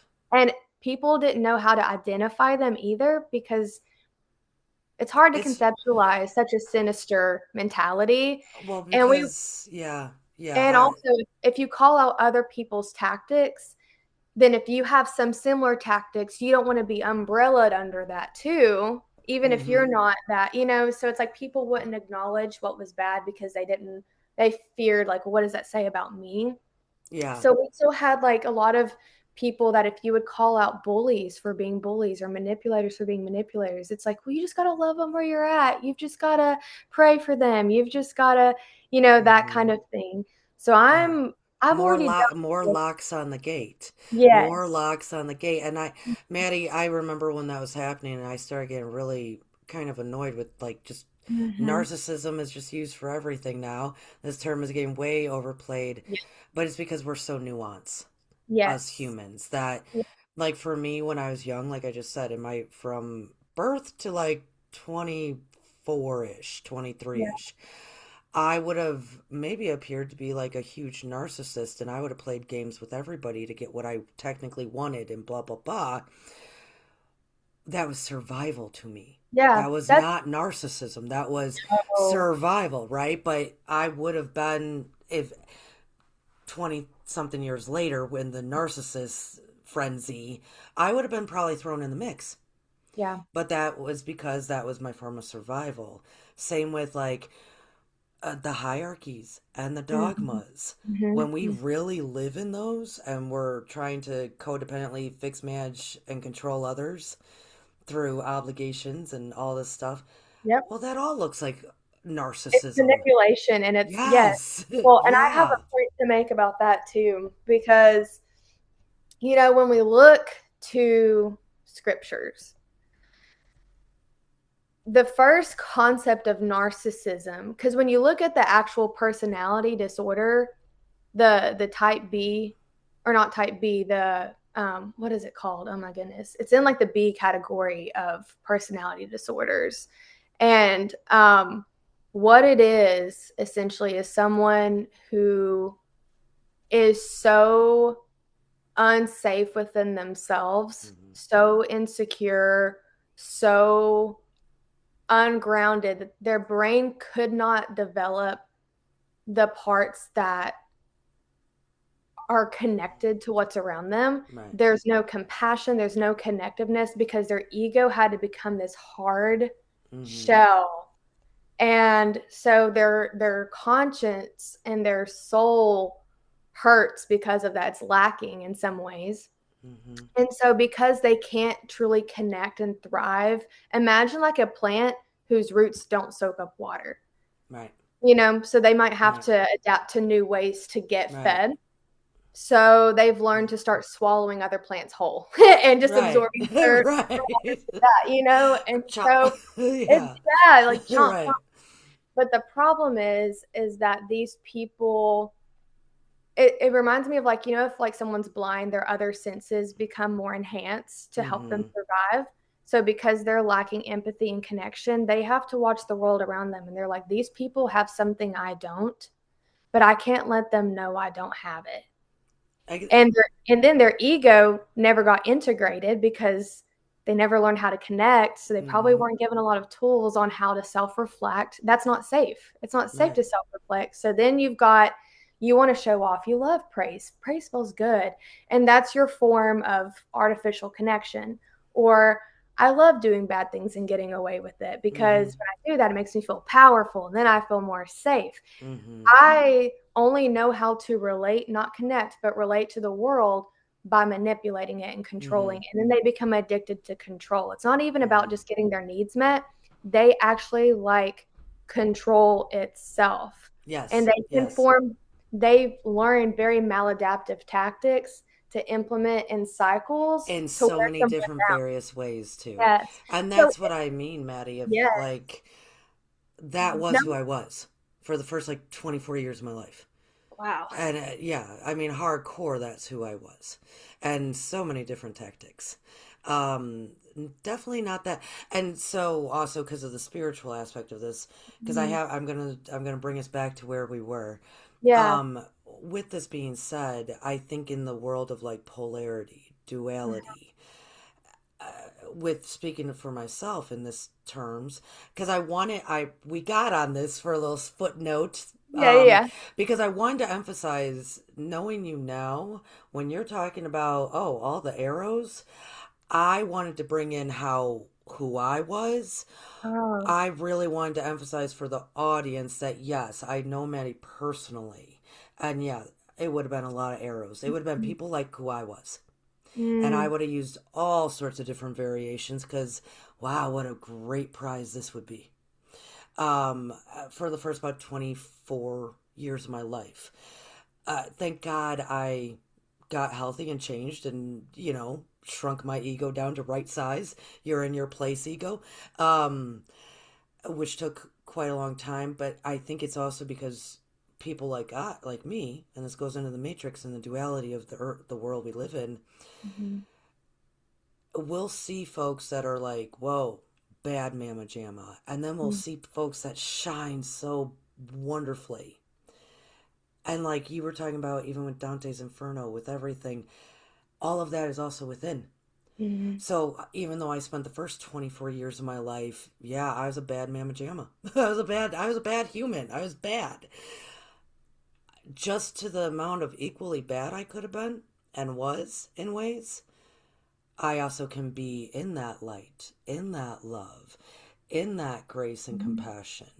So, with that being said, because we're about to head into your transition, your okay, Maddie's at the gates. People Yeah. are there's locks on these gates. They're enforcing this gate. They're about to put up bricks. All the while she's standing outside of it, getting hit with arrows, Yeah. knowing she has to get inside there. Oh my goodness, what kind of courage, willingness, fearlessness? What had to give, like, and you don't have to go into the details, but once you we have Maddie standing out there and we get it. And if Mhm. I'm emphasizing that I would have saw you as a very delicious target, I'm really trying to emphasize to the audience. So that means everybody did, folks. Um, and because people can relate to that, people can resonate with that here, Maddie. That what took it to get you through that gate, and once you were, how did you handle the other side? Mm. Yeah. Um, so kind of like the turning point, I'll give you like the timeline of the 7 years, if you will. Mm-hmm. So I'm getting arrows because I've entered adulthood. I'm 19 at this point in 2017. And I'm in college, and my parents decided to finally divorce, thank God, because Yeah. my dad was, I mean, he was like a Mm-hmm. very interesting person to, again, I'm trying to like, since this Yes, is on the that's internet. fine. Parents divorce, and it's never a good. It's not good when parents have to No, it was divorce. not. So It was not. yes. And because of my dad, I had learned how to be 10 steps ahead of narcissists, and I was kind of like the dark empath in some ways. Like to me, I got some gratification about being like, you are so good at your game that you don't even know that I figured it out, and I'm actually playing you playing your game, but you don't even know because Right. I don't have that ego drive to be known and get the credit for what I'm doing here. And so There's so many people in this audience right now that will relate, and I want to remind all you beautiful stars. Thank you for being in attendance. Please be respectful in the chat. And yes, we all have pass. Somebody who's even 28, 44, we all have pass, and mhm, everybody can change. mhm. And so, Maddie, you don't have to. We all get it. The most of us are Yeah, all adults here. We even get that aspect that you yeah. just said of like, oh, I'm 20 steps ahead. And there are still a lot of people who that is how they get their self confidence and their Mhm. reassurance, It right? was the fact that I knew that I could blow crap up if I wanted to, and I could expose them to themselves. But because I see the bigger picture, there's nothing that your lack of integrity can do for me to compromise what I think needs to be done in the bigger Mm-hmm. picture, right? Mm-hmm. There's nothing about how low you act that I will let break me of what I feel called to do, you know? Mm-hmm. And I will Right. keep navigating this accordingly. And then when you expose yourself, then you expose yourself. But I don't have to expose you out of fear. I don't have to expose you out of gain. I will just keep acknowledging the system and playing with it. But when the time comes for it to be addressed, boy, am I going to like, I'm not going to hold back on the truth. You know what I mean? Right. Right. But there was something about survival that was easy in a lot of ways for me that it became like a game, Mm-hmm. right? It became Mm-hmm. play for me. And that's why the universe was like, oh, I'll multiply this then because it listens to play, right? That's how Yes. we manifest as play. Right. So then my balance got off kilter with my perceived sovereignty. And um, those experiences whittled away at me because I was like, maybe I do need to be more compassionate of a person. I used to be very like, meh, like no bullshit, that kind of Mm-hmm. thing, and just very like, I see right through that, and we're not like we're cutting to it. And I learned that there were more factors than sometimes what I perceived. My Mm-hmm. comprehension was expanding in the Yeah. world around me. Yeah. So I became more compassionate, and while learning to integrate that, it put me in an imbalance on my boundaries. And so then I was raped my week or first year of college. And Yeah. then there were multiple really just unfortunate experiences that I had. And then I got into a marriage in Yes. 2020. And I think all of my experiences played into my judgment call on that relationship. And we Mm-hmm. don't have to get into the nitty-gritty right now, No, no. but we need to start a podcast, Courtney. We just need to Okay. Okay. Okay. Oh my goodness, I feel like we have so Okay. many life experiences we could talk about and reflect on, but, um, that I think other people can relate to because there's a collective of people who have been through very parallel Yes, situations, and even you when you know? just said uh my boundaries start Mhm. getting come either unidentifiable or I had to identify whatever was because Yeah, we're kind of coming yeah, into oh my God, how do you break through that gate? yeah, Because regardless of and it's interesting because every Matrix episode, uh, regardless if we're talking about like the scientifics of it or the woo woo stuff of it, I don't even like that term, but the magical spiritual stuff of it, for yeah, some reason, it always comes back to the human emotion, the things that we live through here in the third dimensional living experience. How do we actually get through it? So, yeah, how do we get through that gate yeah, that brings us back to ourselves? You and I know, think that's where my last layer of hell was kind of like another layer between the bigger matrix of, like, the church that I had been working with at that time. We talked about this earlier today, but mm-hmm, there was layers of that church that I kind of saw that matrix. But then before that church, I had also worked for another church where I was starting to perceive that egotistical, narcissistic, motivated matrix mm-hmm, and all the dogmas with that. And then I also like I was studying psychology and ministry in college, so I was beginning to understand what the individual implications of this structure are and then seeing it in bigger implementation. So I was like not projecting one thing that I learned and obsessed over. I also learned you can't project one thing that you understand onto everything because you can always see similarities between stuff, but that does not mean someone who manipulates is not always a narcissist. Someone who's mm-hmm. egotistical is not always a narcissist. Do not project just because you now have clarity with one thing because that's one slice of the pizza. Yeah, right. But I did truly kind of test these dynamics and I saw intricate parallels that were like, wow, this is so deep rooted. It's no wonder I've normalized this pattern in the people I choose because my nervous system is calibrated to normalize this. Yes. And this system is designed to wear me down so that I second guess my fearlessness. So I Mm-hmm. shame my fearlessness. So I don't even know who I am anymore. And then where Mm-hmm. is that fearlessness? Because I'm not acknowledging it. Right. I'm shunning it. Right. So I'm in this very, very unhealthy relationship. A flip switch, there were always signs, Mm-hmm. but I didn't know them as signs Mm-hmm. because they were discreet enough to blow off as, oh, Yeah. like this works, and then that compassion comes in. And that martyr complex of trying to save people and help them Right. see who really Right. are shine. Right. And so I'm in this marriage and it's abusive. It turned violent and was escalating over the course of months. And I remembered when I was 10, I promised myself I would never put my future children through what I Through had gone that. through Yes. as a Right. kid. Right. And so when I recognized this, I was like, okay, I have a decision to make. And I went and got counseling. And I thought, well, Good. maybe if I, which I had seen multiple different counselors throughout this journey. Um, that's actually kind of counseling is what got me to the point of wanting to be a counselor because I was like, wow, like going into myself and not shutting out all my emotions created so much more freedom and expansion in my life. Yes. Like, how Right. can I help other people? And then I was like, oh, and I've done this my entire life. I've got an advantage to.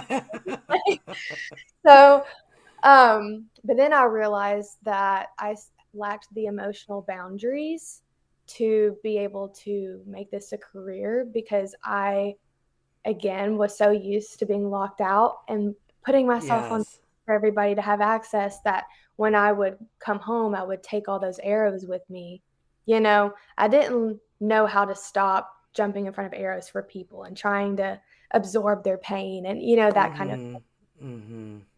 And so, I'm in school during this marriage to become a counselor. I hadn't come to that conclusion yet.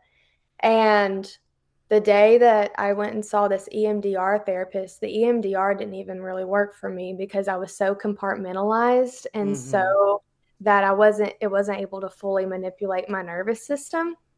So at the very end, I just asked her, I said, "Hey, how do you get someone to stop, putting their hands on you?" And she was like, "Well, that's, a step before them like hitting things around you." I said, "Okay, well, he's done that too. There's been a Mm-hmm. broken war, because I was Mm-hmm. trying to say I didn't want to fight." And then she was like, "Well, that's a step before them hitting you." And she was like, "You need to get out." And she luckily had been the director of a program that was for domestic violence, Okay, good. you know. Good. Yeah, So she resources. yeah, so Mm-hmm. she was like, "He needs to go to this program," because she was no longer the director, but she had, Yes. helped like build it. And so she was like, "But you need to get out." So I went home that day, packed all my stuff in 2 hours, and got out. Yeah. Yeah. And that was the beginning of when I started kind of just questioning because I'm like, I don't want to repeat this pattern. What is the root of it? I've been trying to change my tactics for so long. What Mm. is it that I'm missing? And I didn't realize that it was like a spiritual, energetic gap there. And so it's almost like, okay, I learned to stop setting my Dr. Pepper on the corner of this table. So I'm going to set it on the other corner. Oh no, Yeah. that didn't work. So now If we're going to, I yeah, if I fix, manage, and control the environment yes, and all the characters within, if I yeah, fix, manage, and control the environment, which is codependency, everyone that's listening, mm, when if I do that, then the stuff yeah, that I don't want to happen will stop. which is fear, by the way. Yeah, I yes, right. Well, it'll stop, and what is it, like 92% of all humans have some form of codependent thought patterns, habits, and behaviors. And it is that whole, okay, I know where he's at today, or I know what's this is this, and I'll move this Coke bottle here to over here to this and that. Fix, manage, and control. Fix, manage, and Mhm. control. Because for us, once again, from like what we talked at the beginning, the external. Mm. It's the external that's affecting me, and I'm able to fix the external. Everything's the external, external, external. Yeah, And then we're finding out that you told somebody, which beautiful first start. I love sharing. It's wonderful, right? Beautiful first start. You shared it. All of a sudden, resources and help. yeah, See, ever I it's hard for me when I hear people say, "Well, there is no help out there." Yeah, there is. They don't know you need it, mm, right? hmm, um, Help immediately. And what we're hearing is you loved yourself enough to know that you, and honestly, Maddie, your words were not even that you knew how to love yourself yet. It was the idea that I don't want my future possible kids to go through this. that's the So key part. without even, you probably didn't even have the self love yet, but it was Mhm. the idea. It was the projection of, oh, this can't happen because those kids will then grow up to be like me. Those Yes. kids are going to do this. So Mhm. that stopped you. That I was stopped you. not justified to choose my well-being yet internally. Yes. I'm so glad that you acknowledged that because that was going to be the point that I made throughout this is that the rest of my decisions on the way out of this marriage, because that divorce took 2 years. When you're divorcing someone who exhibits these behaviors, Mm-hmm. it is not easy. And sometimes the divorce is scarier Mm-hmm. than staying. 9 times or seven, it usually takes a victim about 7 times to get out of these relationships Yes. and stick with it, whether it's lack of resources or their own nervous system running back because of Stockholm syndrome and feeling like if I just dissociate and play safe, then I'll be protected by, Right. like it's like that codependent, I need them. Yes. And, narcissists or people with narcissistic tendencies create this trauma bond where even when your conscious mind is saying, I know I have to get out, your nervous system is Mm-hmm. calibrated to need the chaos. It doesn't know how to survive outside of it. Right. So you're resisting yourself. You're not at war with just them, but the own ways that they've manipulated you to need that environment, even though Yes. it's killing you like cancer, you Right. know? And so it's there's a lot of dynamics, and luckily I had an advantage. Again, I think our hobbies and our interests are a greater form of love than what we even know, Mm-hmm. because what I was interested in helped me conceptualize things I needed to know when choosing myself. And I was able to kind of study myself and observe myself. Why do I feel anxious today for choosing myself? Why do I feel bad and fearful? Why, you know? And then the ways that religion had enforced, Yes. negative Yeah. beliefs, I was like, Yes.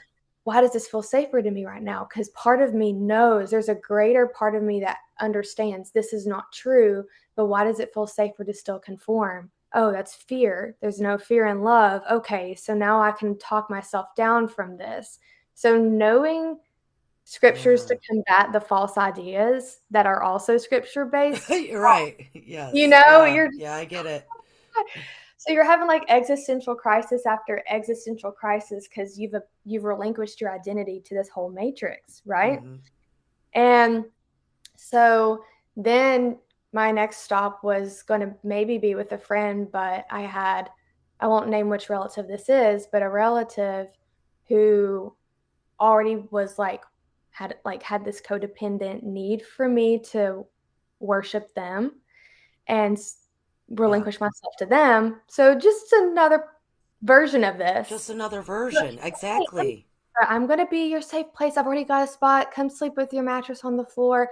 I was there for 3 weeks before this individual reared back like they were gonna hit me. Yeah. And I was like, this is why I subconsciously went into this dynamic in the first place. All because I tried to set a boundary with this person, a kind one. And it wasn't even a full boundary, it was a question to why they were inquiring so much about something. And, Right. I didn't even phrase it as, hey, don't try to control this. I just Right. asked, why do you want to know? And that turned into, a fiasco. And at this point, I had just started a new job. That boss at that office happened to be another version of the same thing. So let's pause here for a minute Sure. because we're gonna jump you forward some. Yeah. Let's let's pause. So because the listeners, the audience, they have now heard Yeah. how you have definitely emphasized the matrix is gonna give you what you're putting out. It's going to repeat and repeat and repeat. That can go That's right. from past lives into this life. It's going to repeat and it can repeat in all around you in Yeah. multiple different characters, scenarios, that it could be repeating the same thing at the same time. Sure. Hence, multiple arrows. Yeah. And then we adapt to that of like, oh shit, if there's going to be arrows anyways, I'll jump in front of arrows. I'll just take the arrow on before it's even going to get here because I might as well. Because Yeah. let's get all the arrows done right now. Because Yep. maybe that'll fix things, and then I can eventually not have arrows. Yeah. So with this all being said, and it's like you it was something still external that wasn't even it was an ideal like Right. kids, right? A Right. hope, Right. something you did want in life, what Right. have you, a projected imagery of something that brought you past that gate because Yeah. it still had to be outside of you, because Sure. when we're like that, when we have adapted, it's Mhm. not just adapted, then we participate Right. and we learn all this, and this is what part of the matrix stuff is. Like I said, Mhm. this is we always end up talking about healing because it's matrix living. Yeah. We're living this stuff and we're trying to identify the patterns, as you're saying. That got us out through the gate. Yeah. Yeah. And then what we're hearing now is that you start to identify, like, whoa, the person that I thought I would be able to maybe stay with, oh, the boss here, oh, now because we're on the other side, even if we don't know what that other side's even about, Yeah. well, just because we're shifting the energy so much, by Mhm. choosing ourselves, Mhm. oh shit, we can start identifying this much faster, Yeah. Yeah. much faster, and make different choices and better decisions. And Yeah. the reason I'm kind of Oh, yeah, condensing we can get this is yeah. because a lot of the listeners here, I mean, I hear it all the time. Why does it keep happening? Why does the same stuff keep happening? Why do my all my relationships end? Why do I get treated this way? I guess I must just be I'm unlovable. No. It's No. you might really like arrows because you Yeah. don't know different. You know, we don't, Yes. like you said earlier, we might know something logically, Yeah. intelligently. We read enough books. Yeah. It's not until we experience different that we can really bring in more understanding of it. And so we only know what we know until we know different, and the experience has to be there to know different. Mhm. And it requires, like you said, I had you had to get through that gate to Absolutely. even I start identifying different, doing different, choosing different. So where are we now within Maddie and the Matrix? So Mhm. that was 20, 2017 to 2024. We are in 2026. Yeah.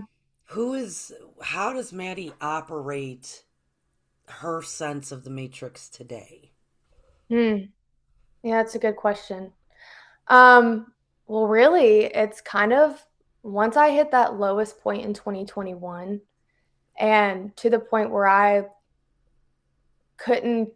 lost my ability to even out like resource. I didn't feel like I could even be smart enough to figure out another resource, nor did I want to Mm, try anymore. I got to that point where I'm tired of surviving for everybody else. I'm tired, like my body was eating mm, itself and it wasn't taking in nutrients. Doctors said if I didn't change things, I was going to die. They thought it was mm, terminal, before they scoped it and said, no, this is stress and your body's refusing to live anymore. mm, And then I was shamed for choosing myself in order for my body to start healing and mm, was blamed. And that's when I realized, holy crap, the people that I have continued to fight for and survive for and excel for and embody all this goodness, they don't even, they're just mad at me because I'm not feeding them because I can't even feed myself because my body won't digest. right, And right. that's when I said, I don't want to live anymore then. And there was an intervention that day, and it was on Christmas Eve. Someone happened to catch me at the right second Mm, and intervened. And it was from that point, that was like the dip in the arc from hell from when I was going down, down, down, down, down into myself. I had nothing left. I was homeless yeah, that year. Jobs yeah, weren't working out, friends, religion, family, nothing. I lost everything that I was secure in. And at the end of who was Maddie? She lost herself in this. yeah. And that's when I met someone who, for the first time in my life, truly showed up and was present with me without any other agenda than we enjoyed each other's company. There was no agenda, there was no projections. No, we just showed up and we just found out, oh, we do enjoy each other. And Mm, so we spent a lot of time together. It was a very special experience. And this person created a space for me to figure out what does it look like to love myself without wondering how it serves everybody else around me. mm, How do I like love myself but not feel like it's selfish and regulate all of these fears I have about what that means about me. They just sat through it all and I was able to then go back and re-enter into these hell frequencies, if you will, and they just sat there, and I was like, "Oh, I see this differently now." And for over the course of 8 months, I started approaching things differently, and I thought, "Okay, I've got my lick back a little bit. Now I know my external's probably gonna follow." This is when I was introduced to Reiki through mm, Marielle too at the same time, mm, and I was starting to tap back into my spiritual gifts. It's crazy once you shift and return back to yourself, how your spiritual gifts return, and then you're like, "Oh, I do remember who I am. I remember how I felt as a kid," you mm, know? So, it took a while, and more layer shedding for me to be like, oh yeah, I really remember who I am. And it's like more, it's, and it never stops. You peel off Yeah. another layer and you're like, Mm. oh yeah, like I like this, I've grown and so now I treat the ebb and flow like a dance. And even on the days where I have like those low vibrations or I feel some kind of parasitic person come along, I don't feel like I have to be defensive. Those survival instincts will kick in, but in my homeostasis and my root and my grounding, I'm like, you're a curious one. I wonder what made you feel like you had to align yourself with this. And then I Mm. just kind of experience them for whatever they're supposed to be in my life. And then once that point hits where like the frequencies don't align and then they kind of do their meh, and kind of like jump out, I'm Yeah. like, hey, that was an interesting interaction. And of course it takes like regulation in the moment because I'm experiencing them, but I'm also integrating observation at the same time. I'm getting back Yes. at Yeah. so you're the person up here watching, and everybody has their beautiful auras and colors and stuff. And even the ones that have like lower vibrations, they're beautiful in their own way and they're Yeah. on their own Yeah. journey. We're all a collective. But then I'm also one of the orbs down here and I'm interacting and engaging. So it's like, how do you balance out the two realities and remember both of them, Mm-hmm. And I think that comes down to listening to yourself. And when you do feel those dogmas coming back, not being like, God, I already learned this. Why am I returning back to this? Why is this coming back? It's more of like oh, this is coming back to me because it's mirroring me. And if there's something I don't like about how this feels, how do I get back? Like it's like a portal, right? You Mm. open the door and you turn on the light and you're like, what is it in here that I didn't notice the first time I came around this hallway? Maybe Mm-hmm. there's more things in here that need a little bit more love and curiosity and Mm-hmm. compassion. And Mm-hmm. then that expands your understanding. And then you go and you see other people with the same door and you're like, oh, I think okay. that also, I think that also goes into the repetition that we've been talking about. Yes, it's Because practice. yeah, it's practice. That's It's it. are you going to fall back and start Mhm. choosing your old life? Mm, Because it's like most of us, no matter what age we're at, yeah, and experiences we've had, we had way more of the past life stuff, right? yeah, Like you know more of who Maddie used to be. You lived yeah. that way longer than you are of this new beautiful authenticity. So it is that. Are you still going to choose? Are you sure? Mm, That's hmm. that 3D density, right? That's Yeah, that, and it is to shine the light on it and love it if and say thank you. And but that's how I always interpret that of like, no, I'm still choosing me.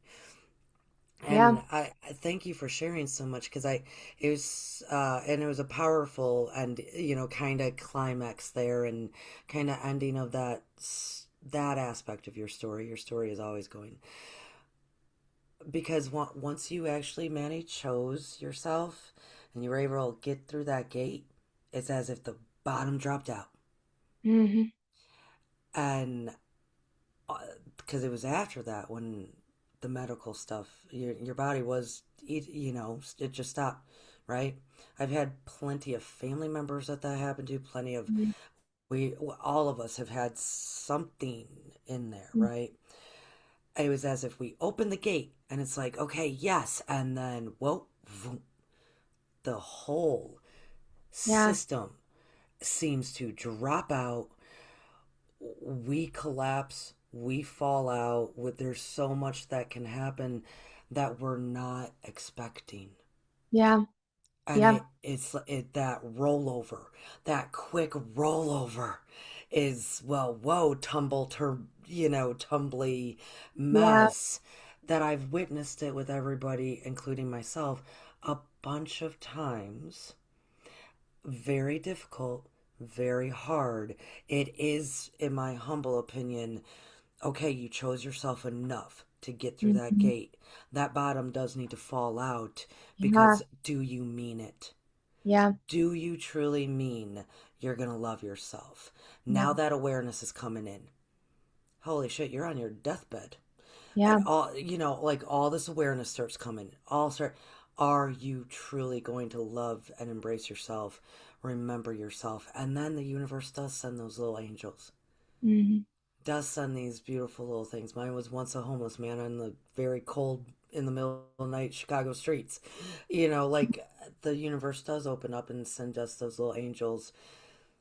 And then, like you said, the there's still going to be parts that come up. There's still going to be interactions there. And how do I take this witnessing and this interacting and Yeah. completely bring it in?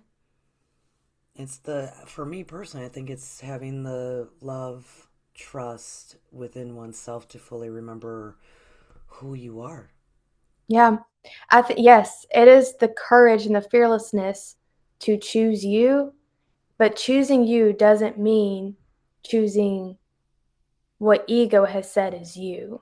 It Right. means choosing to explore your ego, but explore the other aspects of you and then figure out what does it look like when I'm in balance with myself, in harmony and shalom with myself. Mm-hmm. You know, it's Mm-hmm. funny because the first concept, I think I was talking about this earlier, but the first concept of narcissism that we see in the Bible is actually in the garden.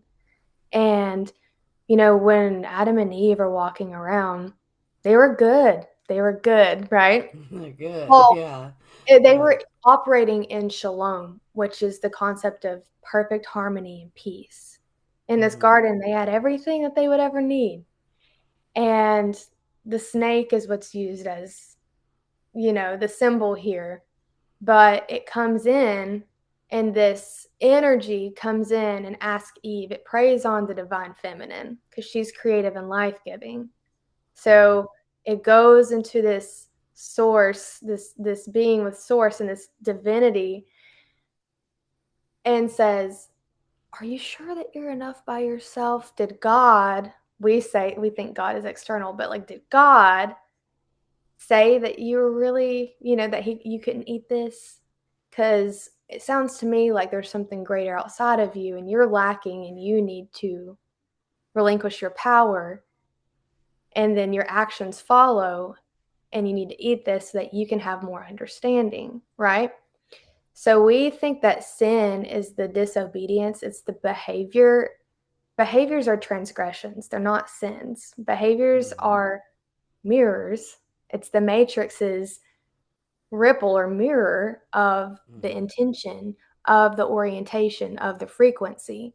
So her frequency was already self abandonment to achieve something greater, not by growth or expansion, but by outsourcing herself to this fruit that had something she didn't, you know? Right. When all the And while she could realize that she already had you everything. already had it. And what's funny is Mm-hmm. then after that, there was this curse. And so we think of sin as like we're bad. No, sin is the abandonment of your divine identity. And then all the things that we create and transgress after that are just ways that our ego tries to adapt to this new way of living because we have forgotten this sacred identity of I am. And so, because we've lost that connection, we thought we then needed an external salvation to fix it, when in reality, Jesus embodied the going into self and then returning to that divine identity. We go into ourselves and remember, oh, that's right. Now we get to choose how often we forget and remember. You have to be disciplined and practice that and take aligned action to remember that because the matrix wants us to forget it again, right? Right. Right. No wants it. That's why we come here to play and learn. And It's the it's, fun game. Yeah, it's the yeah, how yeah, many times am I gonna forget? How many yeah. times am I gonna remember? Remember, yeah, Oh, how many times am I gonna do this? How many times am I gonna do that? exactly Good, bad, right. and different.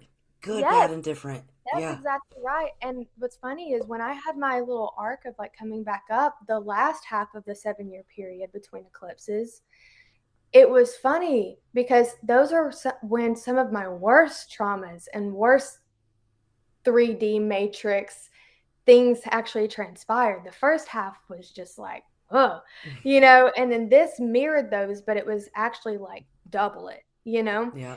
And it challenged me, like, are you really committing to this? Are you really truly going to remember this? But that's also when little Easter eggs of connections and resources to commit to this. Also, I got to choose, what tree I wanted to eat from.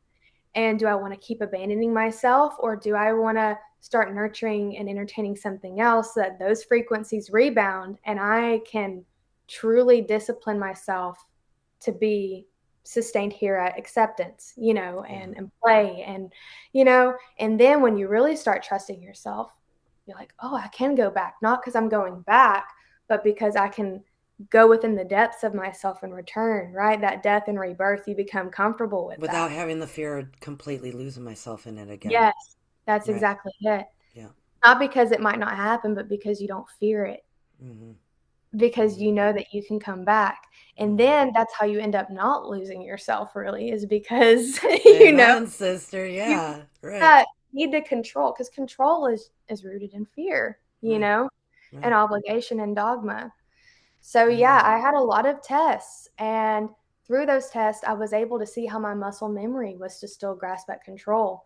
And that's where the Bible talks about your temptation to, like, it's, what does Paul say? He says, I don't do what I want to do, and then I do what I don't want to do, and when you're learning to be transformed internally, your muscle memory and your Mm-hmm. body, even your earthly body, is Mm-hmm. programmed to like react a certain way.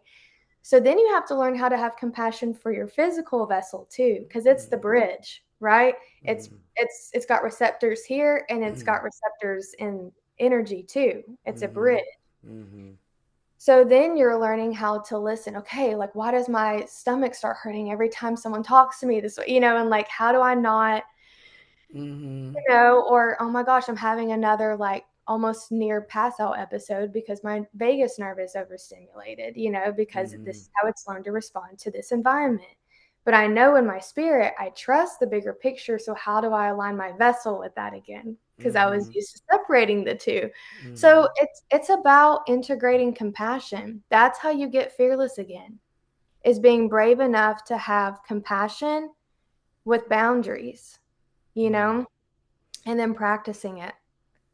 Mm. That's lovely. I, we might sound off on that. Let's say that again. It's fearlessness with compassion and boundaries. Yeah, you can't be fearless without having true fearlessness is based on compassion with boundaries. Mm. Hmm. Maddie, because I know we have been talking for quite a while, and it's been such a pleasure. And I think if the audience has stayed with us for all the way through this episode, I really appreciate it, and thank you all. And that right there, I'm happy we kind of ended on the Garden of Eden, and the concept within all that, and um, compassion with boundaries. I'm actually going to sit with that for a while because I'm seeing people kind of, for me personally, at least for the past few months, I've been witnessing people really kind of play with this concept of compassion with like zero boundaries, and it's like, oh, I'll just throw grace in it, and it's like that's not what grace is either. Like, Mhm. I think people are confusing compassion because we're hearing a lot about it, but Yeah, good boundaries are within compassion. absolutely. It's kind of the blocks of the cornerstones of compassion Yeah. are actually the boundaries that we hold.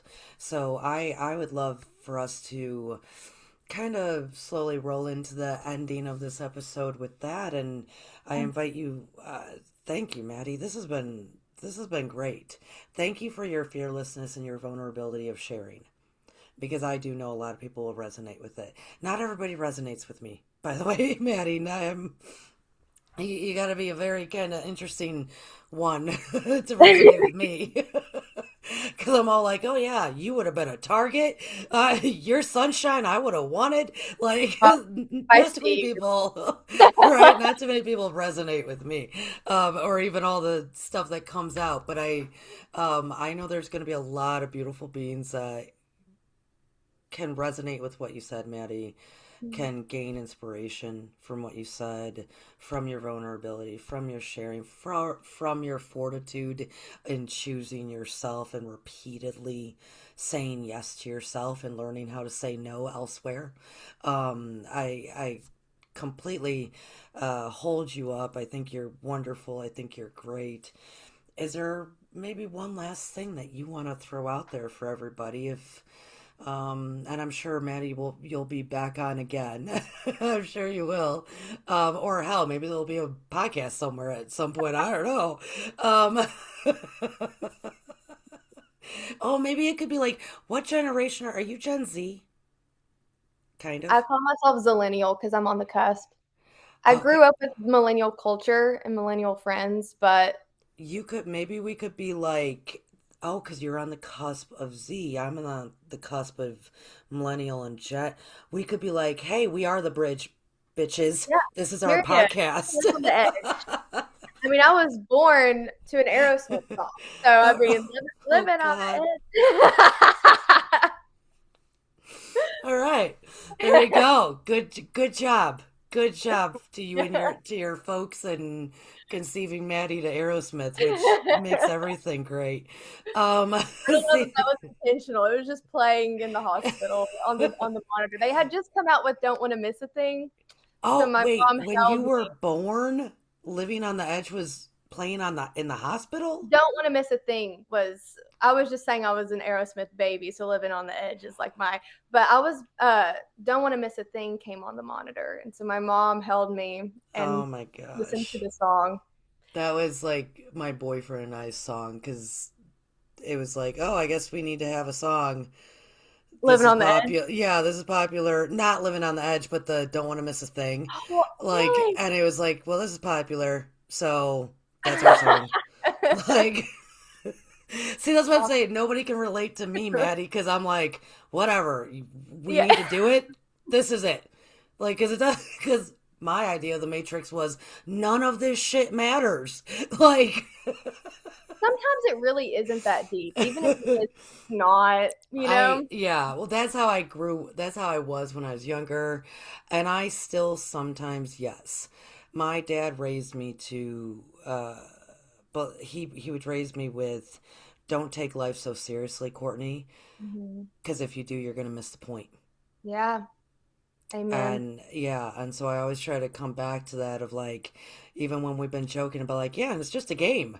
Maybe I'll remember, maybe I'll forget. Maybe this Coke bottle will trigger my memory because I'm probably the one that put it there in the first place. Like, all this, I try, especially as I'm getting older, it is kind of an age thing too, I think, of have fun with it, Yeah. have fun with it. But I've already gone through like the fearlessness, the willingness, the courage, and I can see things in a very different way now, as Yeah. in, this place is fun. This place is awesome.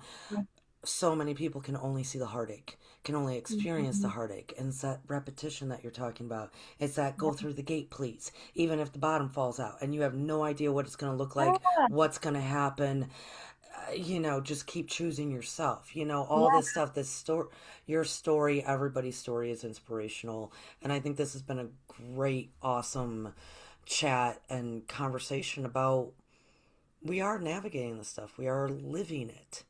We're Yeah. living it. So even if hell, even if we're all just weird aliens or we don't exist or we're all AI of some kind Yeah. of somebody's creation, whatever it is that we are and what this place is, sharing, having fun, and inspiring others is a part Yeah. of how we make it through. Yeah. Absolutely. Just Yeah. discovering more and more about yourself and others. Yeah, yeah. So, do you want to leave the audience with all the beautiful stars here at Stars of Morning Light? And beloveds, please leave a comment if this did resonate with you. Give it a thumbs up, share it out, because I do believe, Maddie, your story, especially um, especially to more maybe of the feminine variety, because Mhm. um, we share very similar, right? Yeah. We tend to. And men, we're not leaving you out. You I've known plenty of men that the thought processes that you have, Maddie, so do they. Yeah, So, and all people's places and things, because 3D is survival. yeah. 3D is judgment. 3D is, oh, when am I I mean, gonna, we're in our masculine surviving here, you yes, know? right, exactly. When am I gonna actually breathe? Everybody's trying to plan and avoid arrows or take all the arrows on or fix manage to control this and that Yeah, yeah, just to get an opportunity to breathe yeah, without realizing we're breathing the whole time. yeah, yeah. It's Yeah, facts. yeah. So, what would you like to maybe leave all the beautiful stars here with, Maddie? And anything, Matrix related, not Matrix related, but how would you like to leave everybody?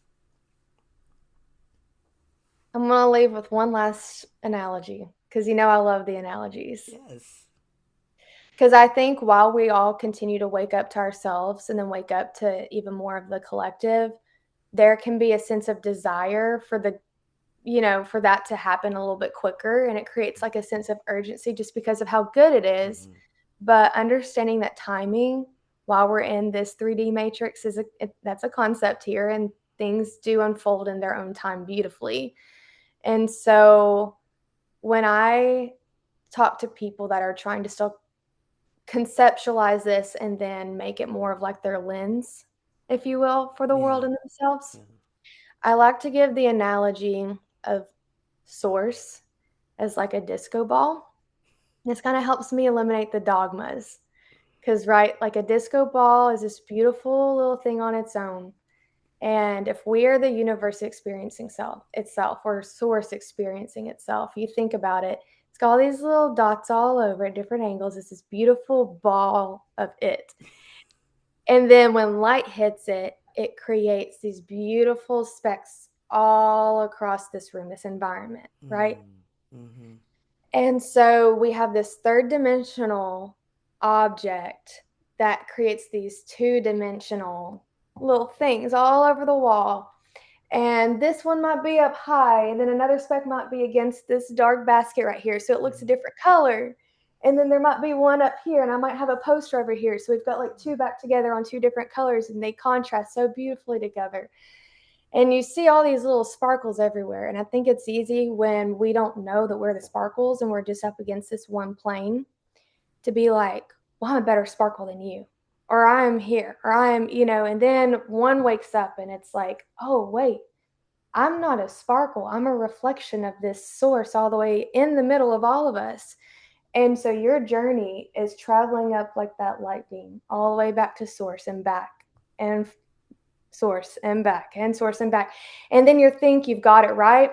And you're like, okay, yeah, I'm a good little remembering sparkle. And then the disco ball spins and whoa, whoa, whoa, whoa, whoa, whoa. I liked where I was at, and it spins. And you suddenly thought that you won and you were better than all the other sparkles because I'm going back to source and and then Mm-hmm. suddenly you're the dark one that you didn't like 5 minutes ago because you thought it was ugly up against the dark one. And now you're seeing yourself in a different version that you didn't know because you never saw yourself in that environment. And so now you're, what am I again? I thought I understood. Well, you only understood yourself in one context. Now you're learning yourself again, and your source experiencing itself up against this basket. Now you're going to remember what that journey looks like. Okay, well, now I've got it. Now I've got it. Spins again, and it just continues to do that because source likes to take all of its little individual reflections and experience itself in different ways in those reflections. Mm-hmm. And I think that creates less of a sense of judgment towards ourselves and others because we're all that collective, just re experiencing ourselves and re remembering ourselves over again, reflecting the same thing that just wants to discover itself in the room.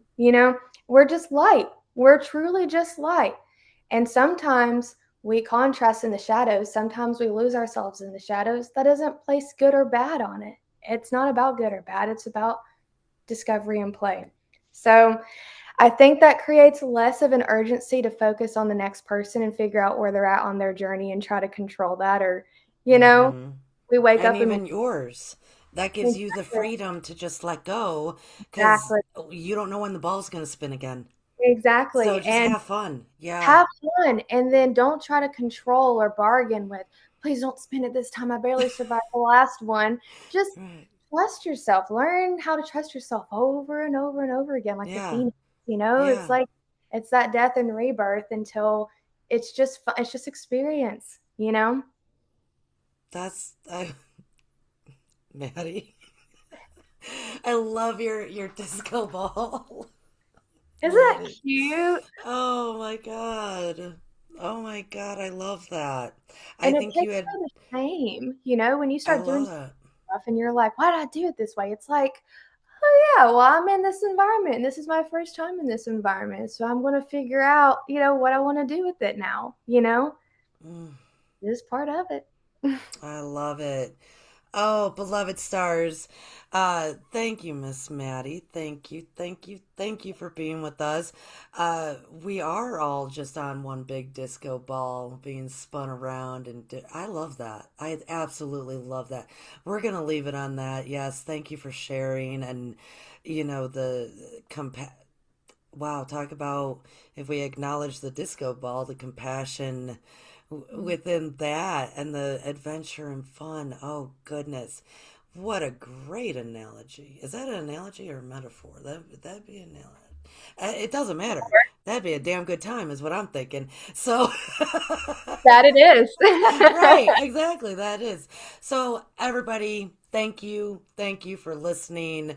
Thank you for leaving comments. I hope this was refreshing and inspiring. Thank you, Maddie, for sharing everything. And let's just start saying thank you to being a part of the disco ball. Yeah. Just thank you. Thank you to this. Thank you to that. Thank you, good, bad, and different. Cause thank you. This is what an awesome ride it's been. All the long days, all the long nights. It's makes Mhm. for an awesome, awesome ride. So Yeah. yes, Maddie, I'll definitely have you on again, and maybe we'll talk about whatever topics, or maybe we'll even revisit the Matrix at some time. We're here. Why not? What else are we got going on than living the Matrix? Absolutely. Right? Disco ball. So, right.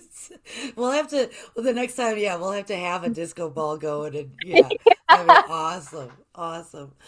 Oh, beloved Maddie, thank you. Beloved stars who listened and participated in their own um, taking in everything that was said and hearing all the beautiful little nuggets and lines. Maddie, I have to say you had some amazing lines in Thank this. you. I mean, countless now. I started actually counting. Like, wow, that's a tagline. It used to be taglines, now they're hashtags. But I was like, damn, that's a line. That's a line. That's a line. And then I just lost count because I was like, geez, are people? I'm if beloveds, if you need to go back and listen again, there are some amazing inspirational quote Maddie if you need to, because such good inspiration. Maddie, you're an inspiration to all of us. I am as you are. You Mhm. are as I am, and I adore you, Birdie. Um, Beloveds, thank you for being in attendance. Thank you for sharing it, and thank you for being you. And Yeah, thank you, absolutely. Maddie.